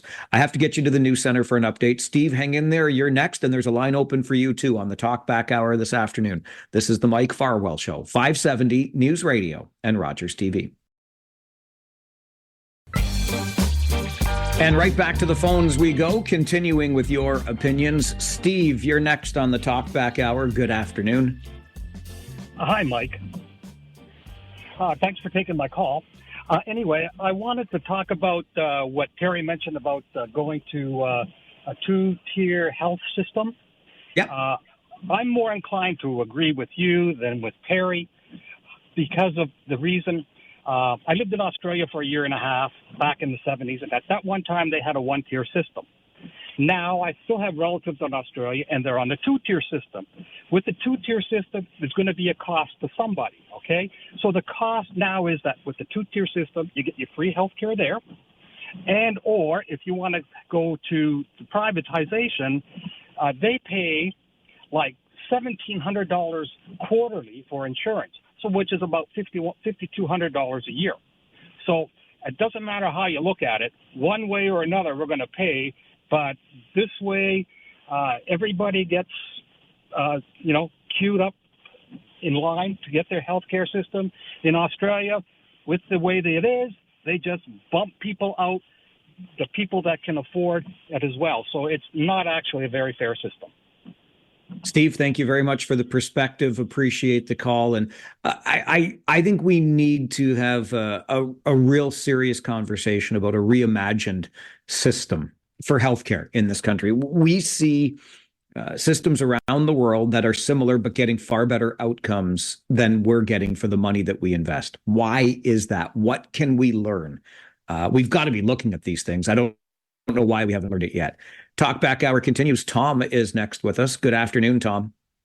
Yeah. Hi. I think that the problem is Ford is holding on to the billions of dollars that he's getting from the feds. So this is the problem. It's not that we need one more doctor at KW Hospital. They won't give him for the night. So it's the bureaucracy, but the money is there. The people are good, and it's the only way we can do it. So that's what I'm saying. But you can't go for you can't go for a system that you pay. Look what's happening to the Americans. The All right, Tom. Yeah, I get you. Appreciate the call. Listen, you think that the healthcare funds are being withheld. Fair enough. I think, no, I don't think. I know, and I'm just trying to remember the number. But anyway, there has been, I just saw the report last evening on the news, because this is what I do when I'm on the road. I watch the evening news. But anyway, healthcare spending is up marginally in Ontario. So I don't know that money is being withheld. I wish I could understand it better. It's such a complex beast. I know how frustrated we are with the system. I don't know the easy answer to it. Let's go next to Ernie. Ernie, you're on the Talkback Hour. Good afternoon. Hey, Mike. Just a question, or not a question here, but I've noticed there's been two police unions now that have endorsed Pierre. There's Peel and there's one in the Sioux. I believe both members in those ridings are they are cops running for those areas. One of the former police chief in the Sioux. I'm not saying cops are going to be good politicians. We can discuss that for another topic, but it's going to be. Well, you mean you don't like Bill Blair as a politician? Well, I don't know. But if you're tough on crime, at least, then that's probably good, right? But I don't know. Is he? You tell me. I don't know that he has been. See, that one I have to look into a bit more. I'm not okay. I don't know enough information to comment, so I'll put that plenty with that. But I think it's going to be interesting to see if there's going to be more and more police unions endorsing him. We can see the flop there. We know his stance on crime.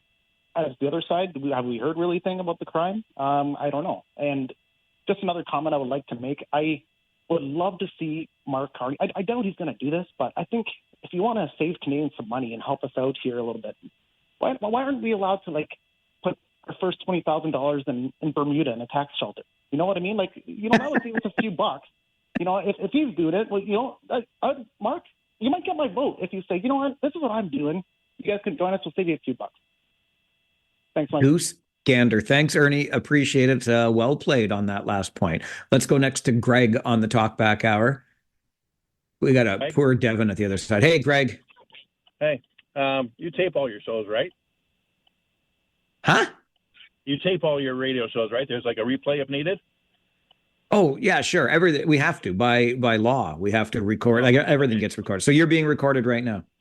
Okay, no, that's all good. I'm just thinking when I called in, I don't know, 3-4 weeks ago, and I said, do you think by any chance this up and down or on and off tariff kind of thing has anything to do with him trying to play the stock market for personal gain? Remember when I said that? Vaguely. Okay, well, that's what I was going to say. Go back and check the tape, because I swear that I said it. I said, by any chance, could this be the conspiracy theory, whatever? And now it seems like it's more and more more useful people questioning it than me.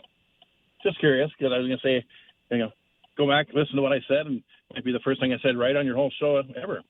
Well, can you please give me the lottery numbers then for tomorrow night? Yeah, well, I'll get back to you on that. All right, Greg, thanks for the call. I appreciate it. It is definitely a curiosity, isn't it? And many people have been commenting on it. I don't know what to make of it. And obviously, it would be incredibly bold to come straight out and say that the president of the United States engaged in something like that. But there is a whole heck of a lot of smoke around this post that goes out on Donald Trump's social media platform in the morning to say it's a good day to buy, and then to have the stock markets rally in the afternoon. The bottom line is, if you were someone who had enough money, then you could have made an awful lot more of that money by buying in when it was a good time to buy, just in time for the stock markets to rally. Your 12 o'clock Talkback Hour continues on the Mike Farwell Show. This is 570 News Radio and Rogers TV. We can also call this hour Keeping Me Company While I'm on the Road. Rangers Spitfires tonight in Windsor. Pre-game coverage gets underway at 6:30 right here on 570 News Radio. And that's where I am, Windsor, as we continue our Talkback Hour. And we'll go next to Cheryl. Cheryl, good afternoon. You're on Talkback. Good afternoon. As far as this mother-daughter thing goes, if the daughter goes in and volunteers now, she's not going to do any good. She's going to have an attitude. So I think the mother needs to take something away from the daughter that will affect her the same way, and something she wants to do and can feel the consequences of her actions. I used to do a lot of hiring, and one of the greatest things to see on a resume is McDonald's or Tim Hortons, because people put up with a lot of crap. So this may not affect her. This may not affect her directly by not doing this volunteer thing, but it's her attitude. Yeah, you know what? Thanks, Cheryl. I appreciate the call. Cheryl was listening to our Flipside conversation this morning about the clash between a mother and a daughter when daughter decided she was no longer going to go to her volunteer gig. And mom said, well, you got to give 2 weeks notice at minimum. You don't just stop showing up. And that led to a big row. And I think Cheryl makes a pretty good point there. Volunteer, paid, whatever the case may be. And I'll never forget, actually, one of my not one of my favorite, my absolute favorite, sorry to the others, college instructor had that on it, the door to his office. I think it was Charles Swindoll who was being quoted, but it was just, the idea was that your attitude matters so incredibly much. And I believe that and subscribe to that to this very day. Let's go next to Greg. Greg, you're on Talkback. Good afternoon. Hey, how you doing? I'm good. How are you? So, I'm just curious about all the Liberals in these polls that have Mr. Carney ahead, how short their memory is, because I remember pretty clearly that not too long ago there was a green fund that there was misappropriation of funds. There was 150 or 60 conflicts of interest. The Attorney General told the Liberals to show us the details, and they wouldn't, so they had to prorogue the government. And then, Trudeau went lower and lower, and they finally got rid of him. Now that's all forgotten. I don't understand. Like, why isn't Mark Carney highlighting some of this stuff? Not Mark Carney, but Pierre, highlighting some of the bad track record that the previous Liberals, who are still the same government they're voting for now, did. I don't want him to have a smear campaign, because he's saying a lot of good things that he's going to do, but he needs to remind everybody why Mr. Trudeau is not there, and the people behind him are the same people that are behind Mark Carney. All right, Greg, I appreciate the call. Look, I said it earlier this hour. I'm also waiting for the so-called pivot here, and I don't think that's unfair comment by Greg and others who have made it. Really, Canadians are being asked to vote for the same government. Many of the same people are around Mark Carney. And of course, the Liberal campaign is trying to distance itself from the Justin Trudeau Liberals. And in some ways they have, right? Consumer carbon tax, axed right out of the gate. Several policies are very similar to Pierre Poilievre's policies, et cetera. But here we are. Do you forget that quickly? Well, it's always been said that voters have a notoriously short memory. Steve is who we will go to next. Steve, good afternoon. You're on the Talkback Hour. Good afternoon, Mike. How's it going, bud? Good, thanks. And you? Not too shabby, thanks. Good. I just had a quick comment. You know, I'm not a big, huge Carney fan or anything like that, but I'm definitely not a Pierre fan. I mean, the guy voted against, illegal gay marriage. He voted against legal cannabis. He's against the women's right to choose. But all that said, Elon Musk endorsed him a couple months ago on his, $40 billion X or whatever it's called now. And Donald Trump also said that his views align more closely with Pierre Poilievre on TV, but then he goes out and X's and says, he said that one comment about how he'd rather work with the Liberals. It's the same lame attempt at reverse psychology that duped all of his mega cult into voting for him, and it takes over their brains this day, and it just makes me sick that my fellow Canadians are falling for the same garbage that fascist spews. Thanks, Mike. You're the man. Peace. Thanks, Steve. Appreciate the call. There is some passion, and Steve makes it pretty clear how he feels as we head towards the April 28th election. Toll-free Jay is next on the line. Toll-free Jay, good afternoon. How far after the election do we have the result of how many people actually went out and voted? We'll have it the next day. Because I've got people coming actually on the 18th to help me vote at home. Yeah. My situation, but it'll be interesting to see how voter turnout is. I get you. And I'm not going to have chili until after the election because chili can Carney, but I see what you mean. Hey, Jay, you gotta do me. Hang on. I want you to do me a favor. Can you do me a favor, Jay? Yes, sir. Okay. When you call in, can you please not give Devin such a hard time? The he's busy on the other side of the glass over there trying to do a million things. He doesn't have time to get into long conversations with you. You got to save those for me, okay? Yes, sir. Yes, sir. Yeah, thank you. Okay. Now, question, sir. Yes. So let's see. Chili can Carney. Maybe you could find out how it got its name. Sure, I'll do that. Thank you. You're welcome, Jay. Thanks for the call. I see, because I can see when Devin, he's got a million more things to do today when I'm working from a hotel in Windsor and he's back there at the boardwalk in Kitchener. And I have a little window that I can still see him through. And he's on the phone with Jay for 30, okay, not 30 minutes, but it was a long time. Devin will get you on the air and then we can talk. But poor Devin is not there to solve your problems or answer your questions. He's got a lot of things to do. When you're calling him at work, you see, just like telemarketers do.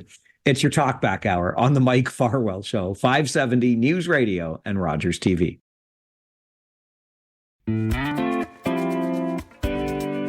There is a gigantic Canadian flag waving in the breeze here on the Windsor side of the Detroit River.